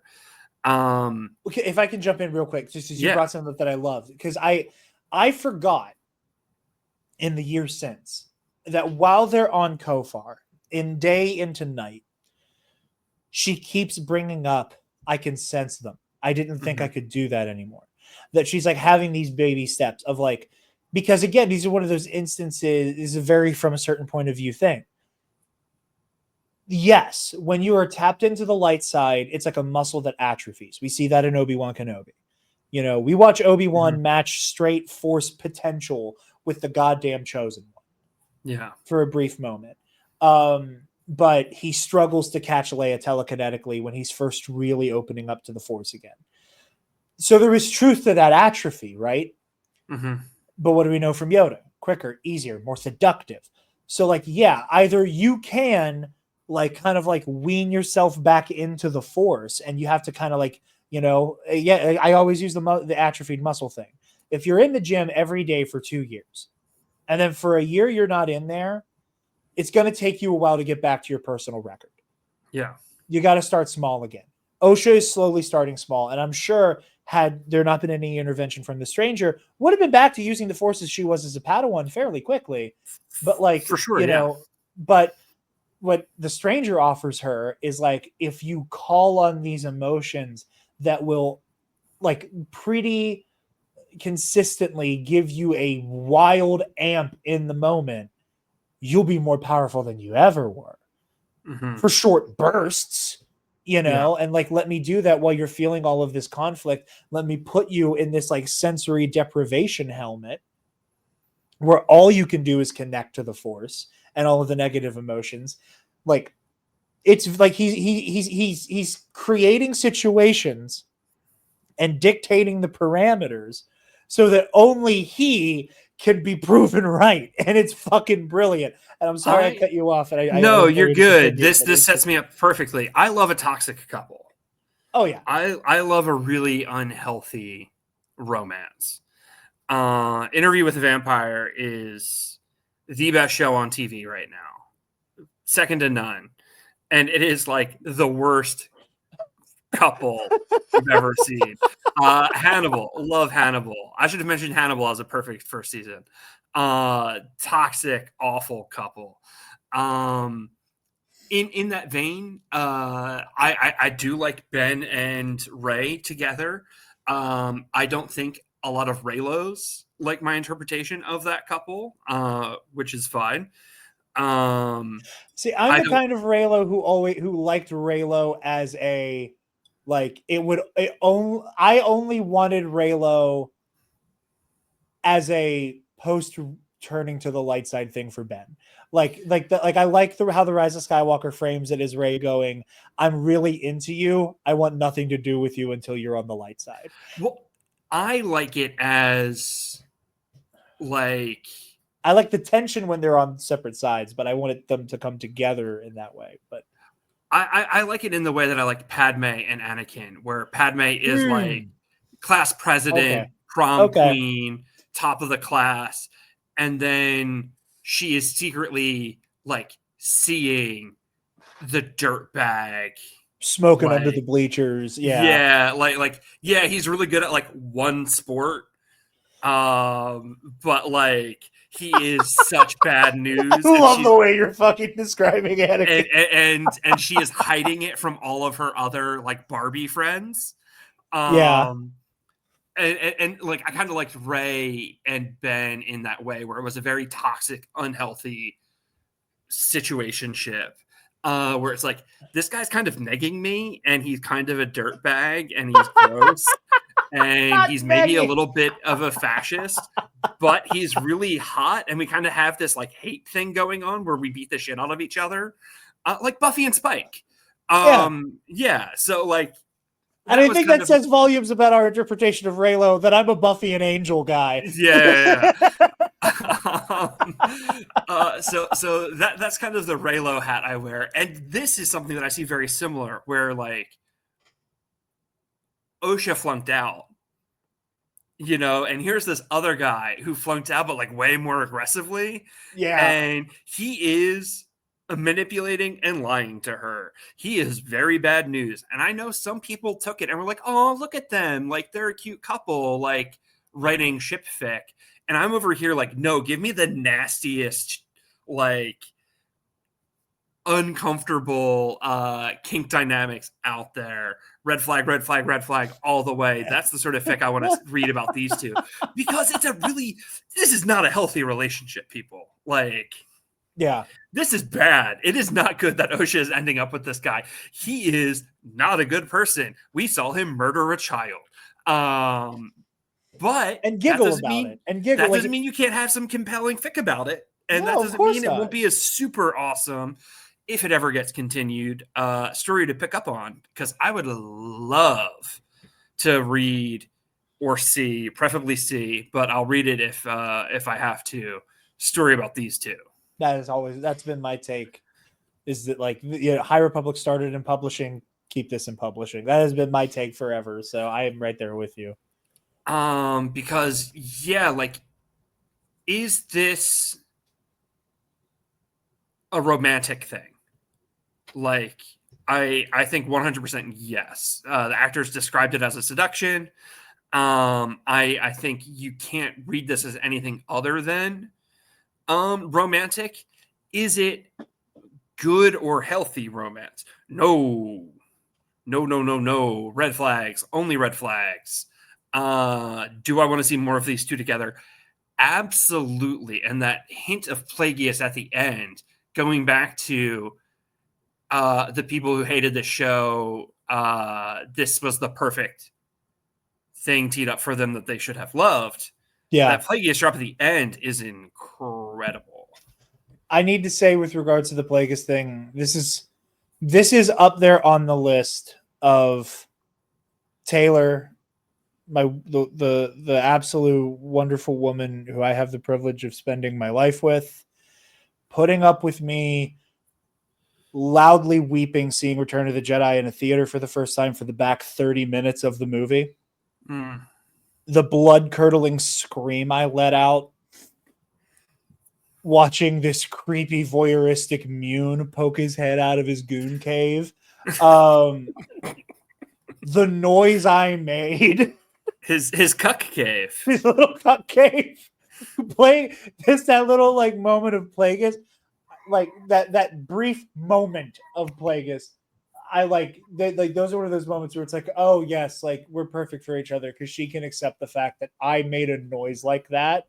Mm-hmm. And then had to like pretend I'm a normal person for the rest of our lives after like just the like I can't like it sounds like the Blu-ray version of the Obi-Wan yell in A New Hope, that like to scare away the Tusken. It was like that, but worse when I saw Plagueis. And again, in the rewatch, just like white knuckling, like, yeah, there he is. I'm never gonna see him again, but there's my boy. There's Ego. There's my boy Ego. Anyway, I had to say, just shouts out to Taylor for putting up with the noise I made when I saw it. In that same vein of like changing lore and changing canon, they changed Ki-Adi-Mundi's birthday. Don't care. Stupid argument. Shut the fuck up. Changing where red lightsabers come from. The canon answer to that is so much more compelling than Sith use a synthetic crystal that they make. The idea that they have to take and bleed a Jedi crystal is such a better story beat. It's such a better piece of spirituality. It's a more interesting aspect to the lore. You see, what I find so compelling, and I'm sorry to cut you off. The thing I find so compelling about that is that, like, bleeding versus synthetic crystals, they accomplish the same task. Like, philosophically, they both achieve the Sith ideology and the Sith, like, core belief system is to enact. I need to enact my will on the galaxy. I need to enact my will on nature, on the Force. Mm-hmm. And to do that, I am going to make it be the thing I want. It's virtually the same. This is just much more leaning into the Force itself, where I think, like, the old canon of it all was very, like, the Sith being above the Force, and I don't like that. But, like, it still accomplishes the same thing. This is just more rooted in the Force. The philosophical element of it remains remains the same. It's more personal. Yes. Because the one is in a lab and the other is, you got to take that from some motherfucker. Yeah. And the idea that Osha does it to Soul's lightsaber and the getting to see it on screen is the visual metaphor is so incredible. It is incredible. It's that Shakespeare shit that I think really defines Soul. And again, to have these theory fanboys, these lore heads, these myth heads, shit all over the show for their identity politics, and like miss out on the richness of getting to enjoy this stuff. They should be making 5-hour streams talking about Osha bleeding Soul's crystal, but they're not. They're making rage bait and clickbait and trying to sell their own lightsabers because they're little shit heels. Because this show rules, and they're missing out on it. And they're missing out on it because they can't get over their own identity politics, and it's blinding them to the richness of this mythology that they claim to love and want to protect.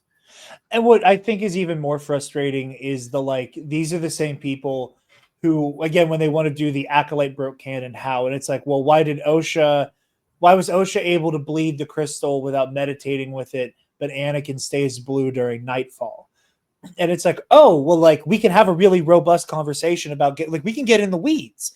And it's like, I thought nerds like to get in the weeds. Because if you get in the weeds, love to have that conversation. If you get in the weeds, Osha is doing exactly what the stranger wanted her to do.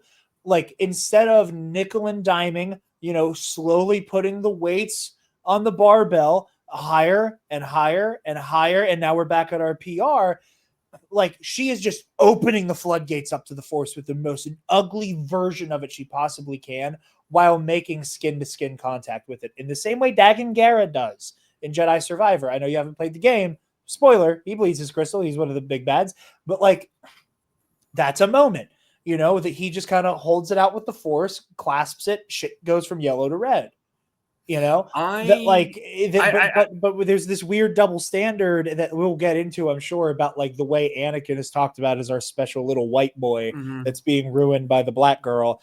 But like, let's get in the weeds. Like, that's a really fun conversation to have about the nature of the dark side and just opening up those floodgates. Shooting from the hip, I would wonder if it's because Anakin, to some degree, is still convinced he's doing this for the right reasons.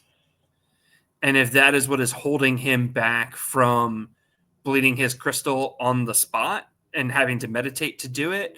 Whereas I think Osha is kind of embracing, like, no, actually, fuck this guy because I'm mad.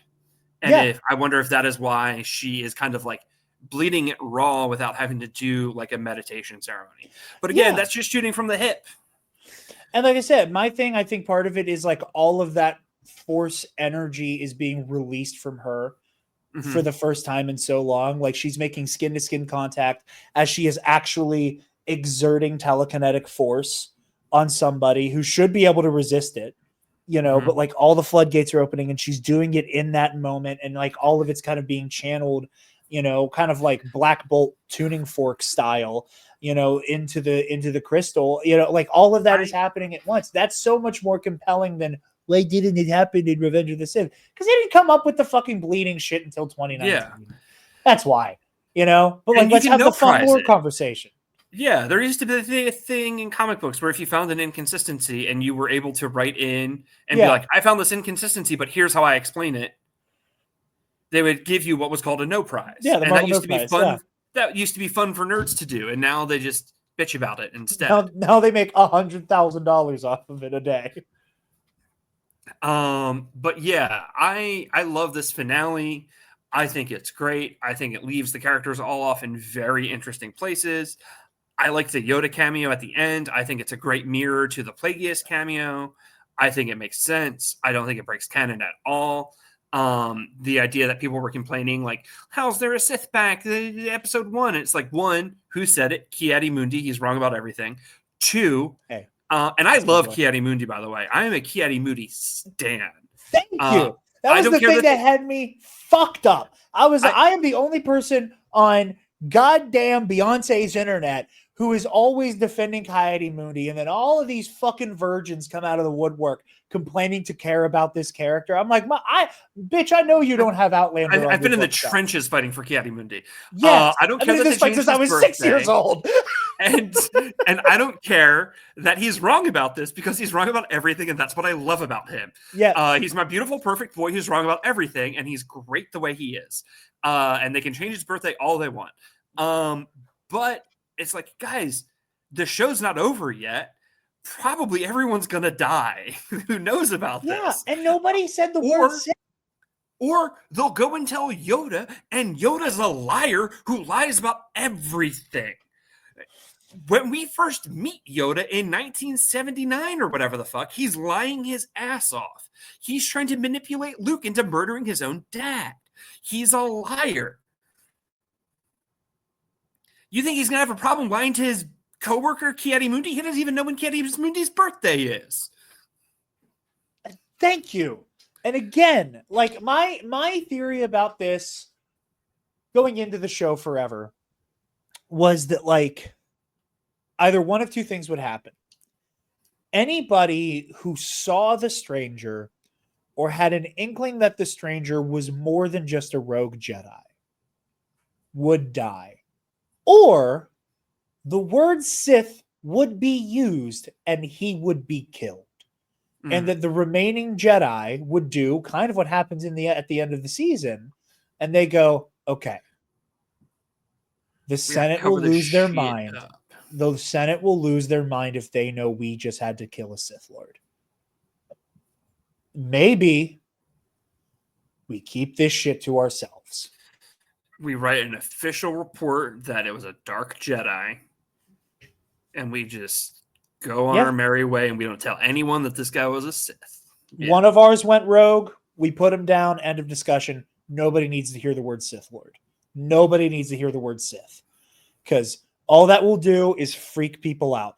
And it lends and that idea, because that is basically how the show ends. You know, is that whole idea of like, we're not going to say the word Sith.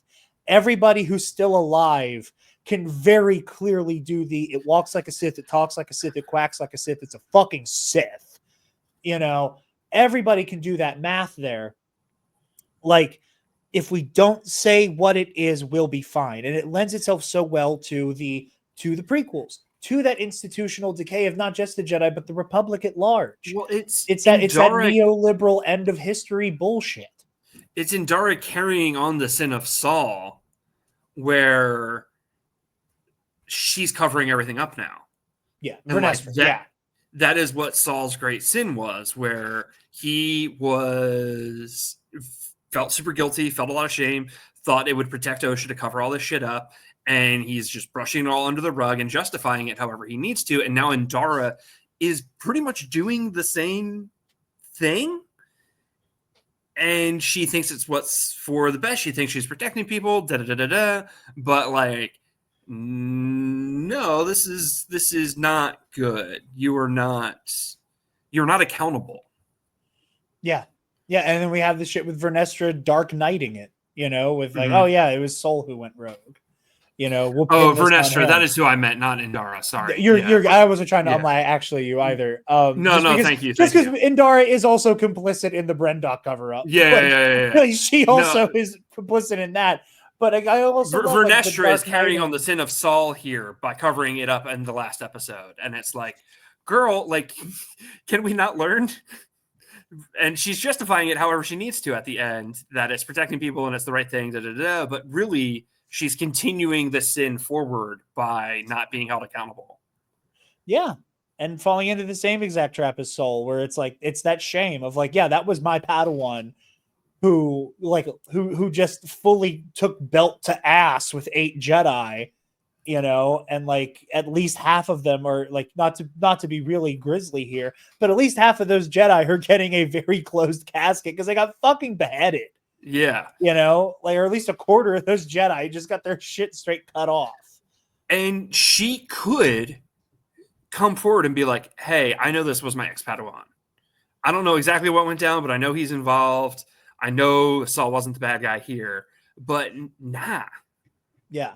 She is carrying Saul's sin forward by sweeping the truth under the rug. And it's like, accountability is important and the truth is important. Absolutely. And and it shows itself in the brief, Senator Raincourt moment where it's, you see the beginnings of the Senate poisoning the Jedi, that like the party kind of crony politics of the day are poisoning the order while they're trying to do their thing. We're like, well, if we tell the Jedi Council, then if they're going to tell the Senate, and the Senate's going to be like, hey, what the fuck? We want more control over you. And it's just this snake eating its own tail. And I think one of the things I love about Star Wars, especially in the modern age right now, is that like there's never been an honest attempt. I say I love this. There's never been an honest attempt to answer the question of how should the Jedi handle being a part of the body politic? Because there isn't a good answer. Yeah, the answer is they shouldn't. But like they shouldn't. But also, let's say something like the Clone Wars breaks out. And let's pretend for a moment you don't have Darth Sidious puppeteering both sides of the war. Like, if there's a military force like the Separatist Alliance that is like carpet bombing cute little monkey creatures to test weapons, and like all of the civilian casualties that are happening because the Separatists are so just laissez-faire with how they attack Republic worlds, I do think the Jedi have an obligation to step in and handle that shit. For sure. And like, that's the Superman question of like, do you get involved with Israel Palestine? And the answer is like, yeah. You prevent war crimes. You drop Benjamin Netanyahu from the fucking stratosphere. Yeah, hell yeah, absolutely. But like, do you get involved in the chamber? Do you get involved? Do you have private meetings with chancellors? I don't think they should have you on speed dial. Like, that's not going well. Yeah.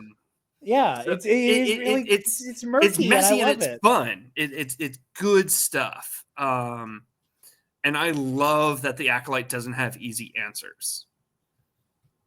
Not for a second.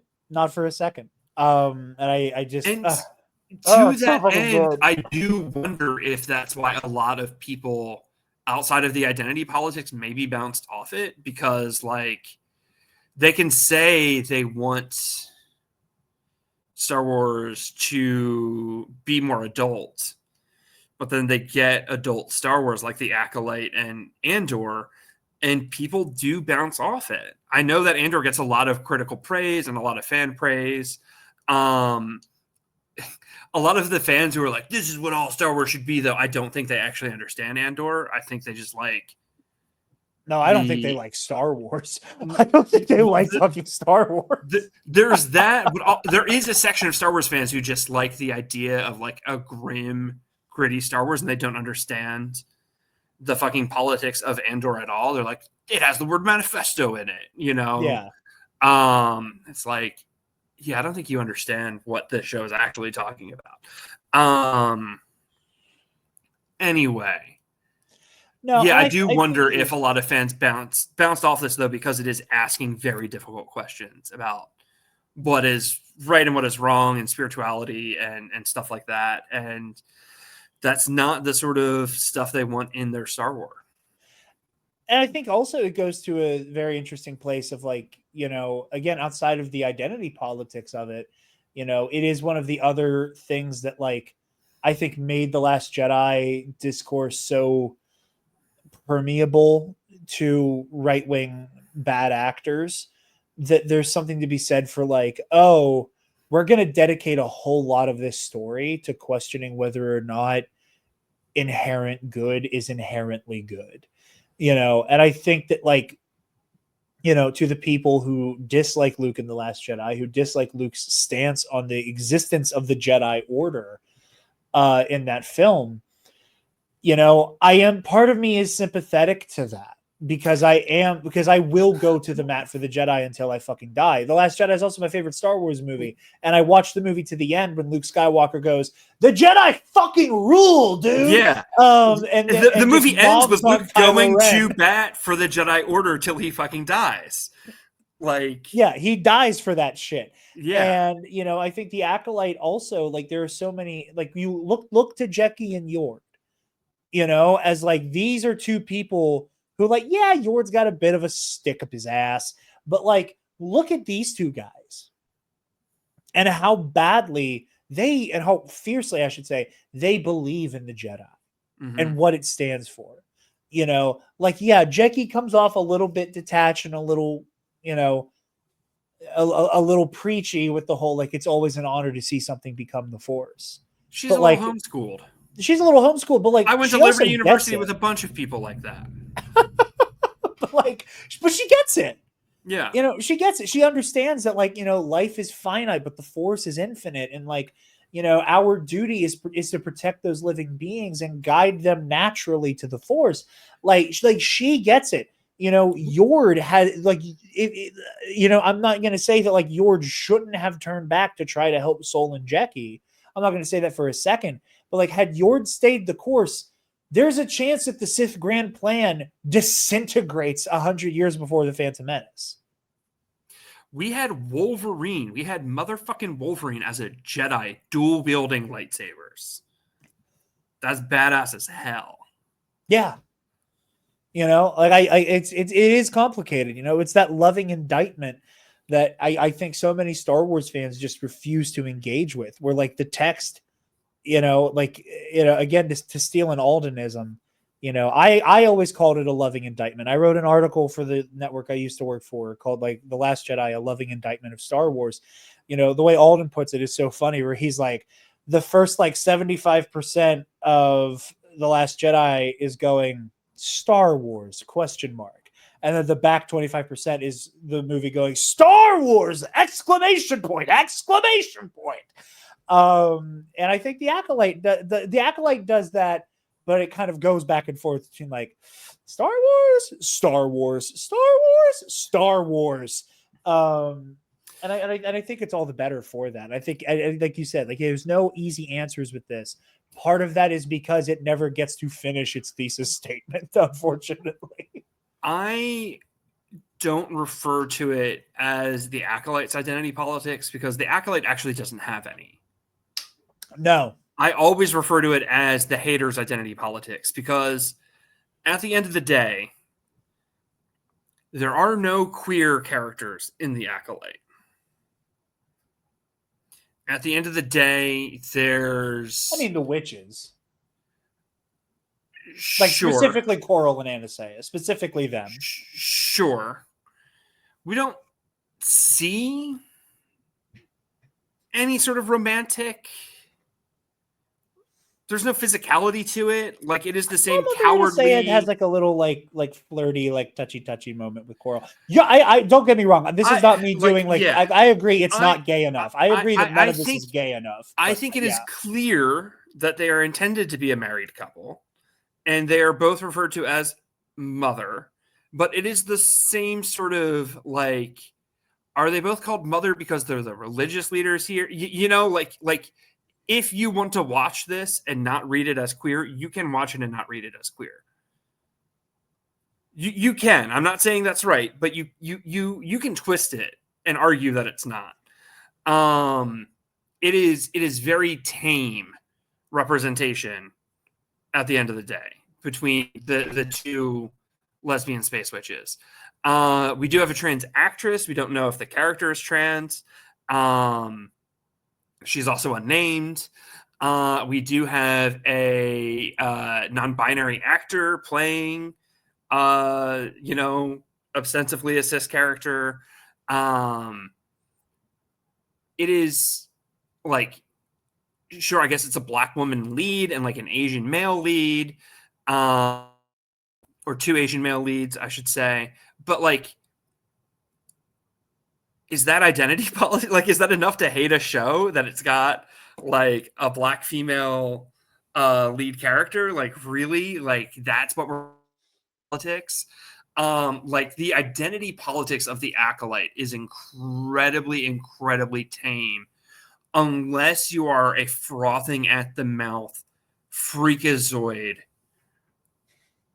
right-wing lunatic. Like, it is like a whiff of queer representation in characters that we're pretty sure are married, but you could make the case they're not. And we have a number of people of color in the primary cast. And like, that is what has these people losing their goddamn minds.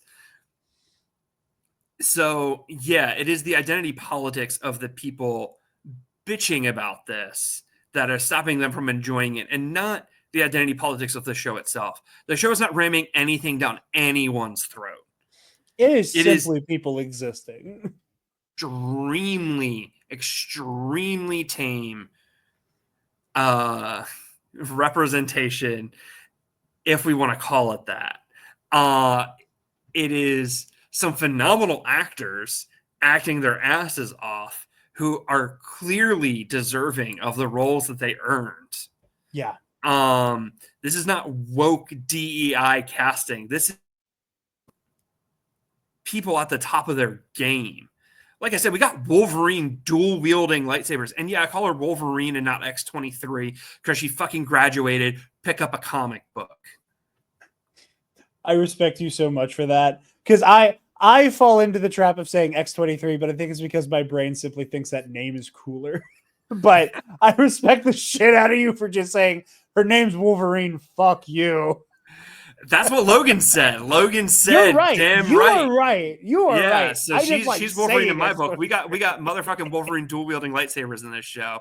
We got spirituality. We got some of the best lightsaber choreography that we've seen since Nick Gillard was running that shit. And we got like cloak and dagger politics. Like, here that doesn't work for me. Yeah, I don't particularly like the gerbil guy. I don't particularly like. So jarring. Like, I can tell. Like, Leslie Headland talked so much in interviews when the show was coming out about how much like Star Wars RPGs she did informed the show, and I was like, Basil feels. Have you watched any Dimension 20? Here and there. Basil feels so much like a Brennan Lee Mulligan character that he does as a bit. Yeah. Like, it felt so much like it felt so much like, I'm Chloe, God suck, or like Piss Baby or whatever the fucking like terrifying imp is. Like, there's just like, there would be a very serious scene happening, and then Basil would just trundle onto the screen and just go like it was, yeah. So jarring. Also, on that point, Basil is not a non-binary character. They is the pronoun you use when you don't know someone's gender. Like that's all it is. Like, oh, someone left their umbrella here. I hope they come back for it. That's not a non-binary person. You just don't know whose umbrella it is. So OSHA switching to use they pronouns for Basil is her being like, oh, I actually don't know if I just insulted this woman gerbil or if it's a man gerbil. Like, that's all it is. Anyway, don't love the gerbil guy. Some of the twin stuff doesn't work for me. I hate that May loses her memory at the end. But Can I defend that to you? Because let me I finish my like. point. Let me finish I'm my sorry. point I'm sorry. and I got say, excited. other than that, I think it's a banger show.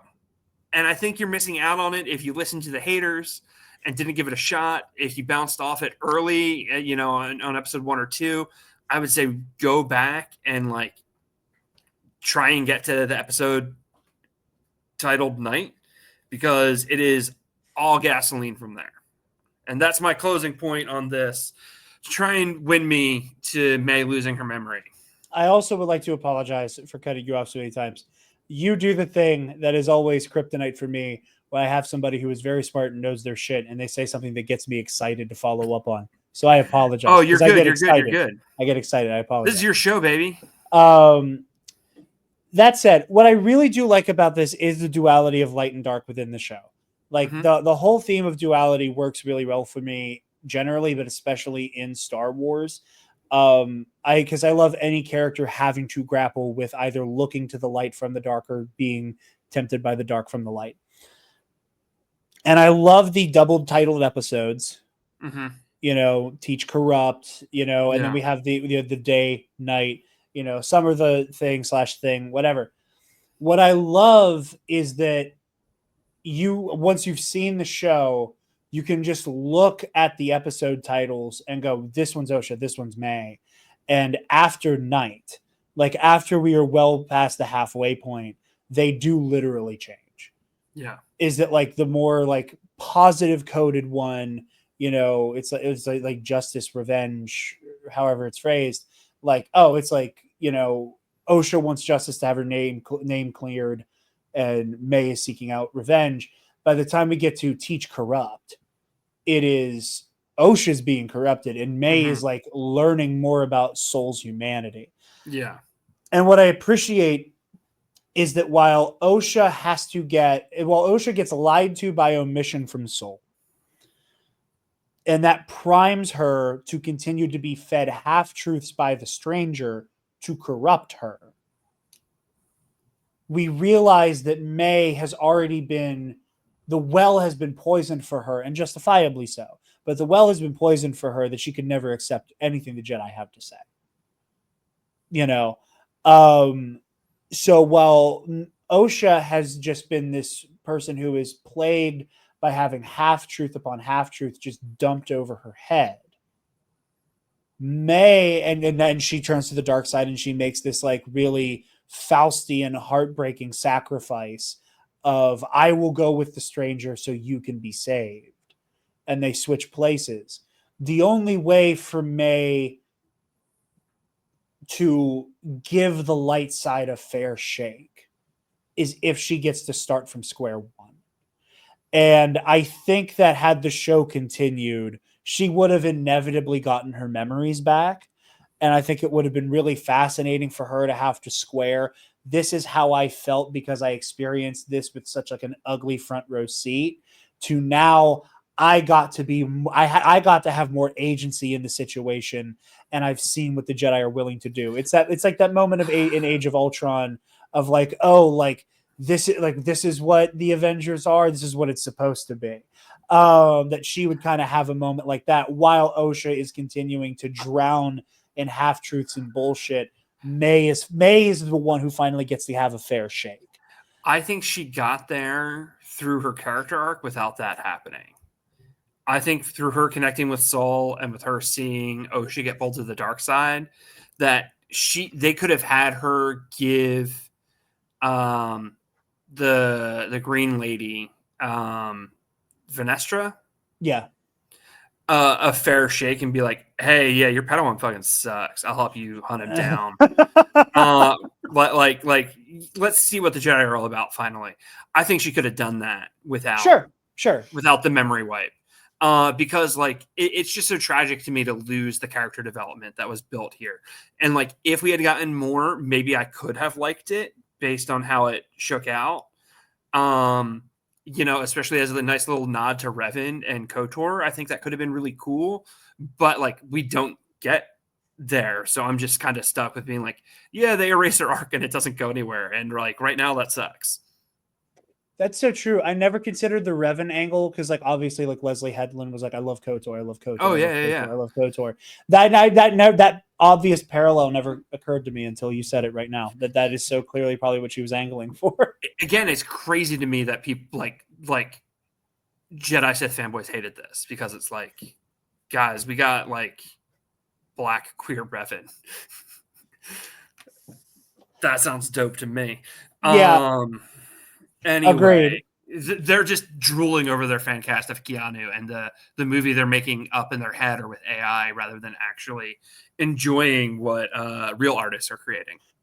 100% that, and also my thing has always been those fanboys who I will always go back and say, I will be like legitimately astounded if they can confidently, honestly tell me they've read at least 5 Legends books, and have actually played both KOTORs and SWOTOR. And I don't pretend that I'm like playing KOTOR for the first time right now. You know, I don't like, I know the story. I don't pretend to swear by it or fundamentally understand it. I know what happens. And I think a lot of those fanboys, they don't want an adaptation of Knights of the Old Republic. They want a 2-hour long, like machismo, even more machismo version of the SWOTOR cinematics, the cinematic trailers. Also, Revan is canonically gender fluid. Pry that from my cold dead hands. It's the only way to make both like paths canon. Is Revan a boy or a girl? You could play as either. Revan is gender fluid, motherfucker. 1, 2. I turn 34 next week. I played KOTOR growing up, and I couldn't beat it because I was too little when it came out. So why I'm only playing it for the first time, really, at 27, because I kept trying. If you're 34 or younger, and you're swearing to me by KOTOR, I'm side-eyeing you a little bit because if I was too little to beat it when it came out, I don't think you beat it. Unless you're, playing it on a dinosaur. Which maybe you are, but maybe you just read a Wikipedia about it and watched some TikToks. I think you're right about the latter, but I do think that's all we have for this one. Andi, thank you so much for coming on. It's an honor to get to talk to you. So happy to kind of revisit the Acolyte and have a reason to do it with you. Again, please give your pluggables here as we close up. Blue Sky Instagram, Out of One Hat Town. If you want to see that Vader cosplay I mentioned, it's on my Insta. You can listen to my podcast, Genders, Queers, and Buccaneers. You can catch me guesting all over the place. Jarod, I'm a huge fan of yours. I think you have phenomenally well thought out takes. Even when I disagree with you, I love hearing your take because it makes me think more. And I appreciate how you approach, these nerdy stories that we love. So thank you for having me on and chatting with me for so long. This was as much fun as I hoped it would be. And that is very high praise from you, my friend. And I appreciate it very much. Thank you. Go check out everything Andi does. They are brilliant. They are awesome. And they are my most anticipated competitor when Eli finally books it. Give it to us, Eli. It needs to happen. See, you and I are having such a good rapport right now in kayfabe. It would be deeply vicious. Unpleasant. Deeply unpleasant. Vicious. And that's what I want. You guys can find me personally at Dark Jedi 2552 on Instagram and Blue Sky. You can find the Nerd Academy podcast on Facebook, Blue Sky, Instagram, YouTube, wherever you get podcasts, TikTok. If I actually get off my ass and make clips, even though I hate making clips. Can I interrupt you real quick? Please do. Ben Reilly is the best Spider-Man also. That's Ben Reilly. I'm inclined to say that it's actually Otto Octavius. That's not an opinion. Is that superior? Yeah. It is superior. Hopefully the camera doesn't go ape shit. Okay. I'm seeing it now. Sorry. I saw the web shooter on the outside and I saw the extra black on the chest and I was like, yeah, 90s rep, Ben Reilly. No, Superior Spider-Man is my favorite Spider-Man story. You're a because- masochist. No. So here's my thing. I love Superior Spider-Man for the same reasons why, even though this is kind of gauche to say right now, especially because of how good the new Superman movie is. I love Superior Spider-Man for the same reason I love Injustice. That it is a character story that hinges on radical deconstruction, and basically going, what if we made this character efficient beyond the point of being themselves anymore? Yeah. And I think it is such a great meditation on what Spider-Man is meant to be.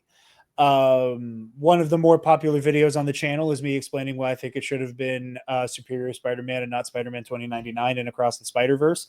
And I stand by that for that very reason, that Otto Octavius is, on paper, might have the best stats as Spider-Man. It also but he's infinitely worse at the job. It's Miguel, who's almost no longer Miguel anymore in that movie. That's a big part of my yeah, and if it was Otto, it would have actually been perfect. Yeah, I agree. Yeah.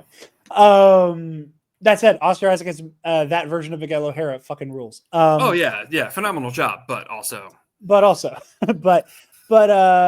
yeah. So, and check out our Patreon. I lose the clip every time. Yeah, if you'd like to support the show, go to nerdacademypodcast.com and click the support the show link. Hey, give me $1. $5 tier gets you access to our Patreon exclusive content, like the Knights of the Nerd Republic Versus series, which will be coming back here soon. First matchup out is going to be Darth Maul versus Kit Fisto. Very excited for that. But a show that I do want to bring back at some point when schedules are a little bit more forgiving and I have the time to map it out. Heroic History 101, where the first episode of that was us covering Superior Spider-Man, and why I love that. And there's a trend going around on TikTok where it's like every nerd has a comic book panel that means the world to them. And I think Travis and I spent like maybe 10-15 minutes just talking about the something walking around with a man purse. It's you, the one and only. Interaction between Spider-Man and Green Goblin at the end of Superior, which chef's kiss, brilliant moment. Yeah, check that out. Like we said earlier, this week on Saturday, Hyperspace Gauntlet 2 is happening. Be there. Andy unfortunately can't compete, which breaks my heart. I was hoping to end up at a table with you. I was really hoping we would get a preview of what a match between us would look like, and now I have to keep waiting. But it's going to be wild. There's some new competitors, they're like brand new to Epic Confrontations competitors that are going to be really interesting to see. There's some EC vets who are going to be competing in the Hyperspace Gauntlet for the first time. I cannot wait. I have every intention of winning and challenging Alden for the title that belongs to me, for the league I built. I was going to make a Cody Rhodes reference, but I'm so goddamn angry at the WWE. I don't even want to reference my white bread boy. Fuck that Fed. I already told Alden and Michael that I am already looking for Hangman merch because I am retiring all of my American Nightmare stuff for the foreseeable future. That's how angry I am. But stay tuned to the episode of the Nerd Academy podcast coming out later this week, where I am probably going to crash out for 20 minutes over this Brock Lesnar bullshit. So if anybody wants some vintage Jarod screaming on air for 20 minutes, tune in later this week. Also on the All Remaining Systems YouTube channel, Ionized Bastards is over. Everybody compares it to Guardians of the Galaxy, but Star Wars. I play Fabian Martell, ex-Inquisitor, who during his Jedi days did serve with Coyote-Mundi, a Jedi who's done nothing wrong during the Clone Wars. Play Fabian Martell, ex-Inquisitor. Alden Diaz plays Thalbor Sheems. Saul Goodman, if he was an Ithorian. Jerry from the Bombad cast plays a cuddly assassin droid named 4044, and it's all about us trying to stop an evil, ancient droid consciousness from wreaking havoc across the galaxy during the New Republic era. Go check it out. All 3 seasons on the All Remaining Systems YouTube channel. It's really good. I didn't know you've watched Bastards. Thank you so much. Yeah, absolutely. I love actual plays. Are you kidding me? I know, but ours is a little overlong and a little long in the tooth. So I appreciate it. Yeah. That makes me so happy. I love hearing that people have been keeping up with Bastards. We're going to be doing a like end of series stream on Michael's channel soon. The main thing holding us up is Taylor is making art for the thumbnail, and I'm not going to rush perfection.